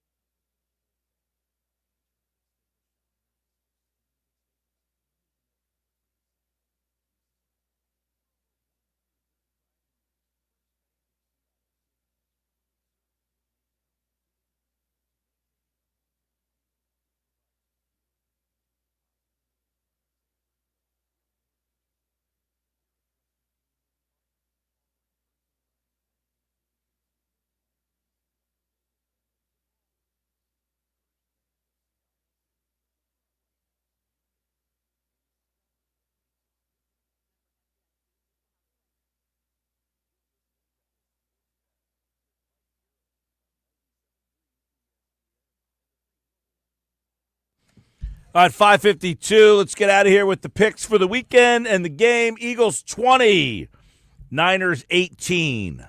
That's the final score. Game balls. By the way, Tyrell gives me a little nugget. 14 years ago yesterday, Broncos beat the Steelers in overtime. Tim Tebow to Demaryius Thomas on the first play of overtime to win the game. Where were you when that happened? Remember? I do. I was trying to stay awake because I had to work a morning show the next morning. Great game. Great ending. That Tebow run was one of the most memorable NFL. It's like Jeremy Lin. Yes. For the Knicks. Very much like Jeremy Lin. Offensive game ball for the Eagles. Jalen Hurts. Defensive game ball. Eagles. Zach Bond. Final score, Eagles 20. Niners 18. That's all I got. You like that score? You're okay with that? You got a game? Yeah, I mean, I think that's a very fair score. I think I'm with you. I think it's going to be a high-scoring game. No, take the under. 44.5.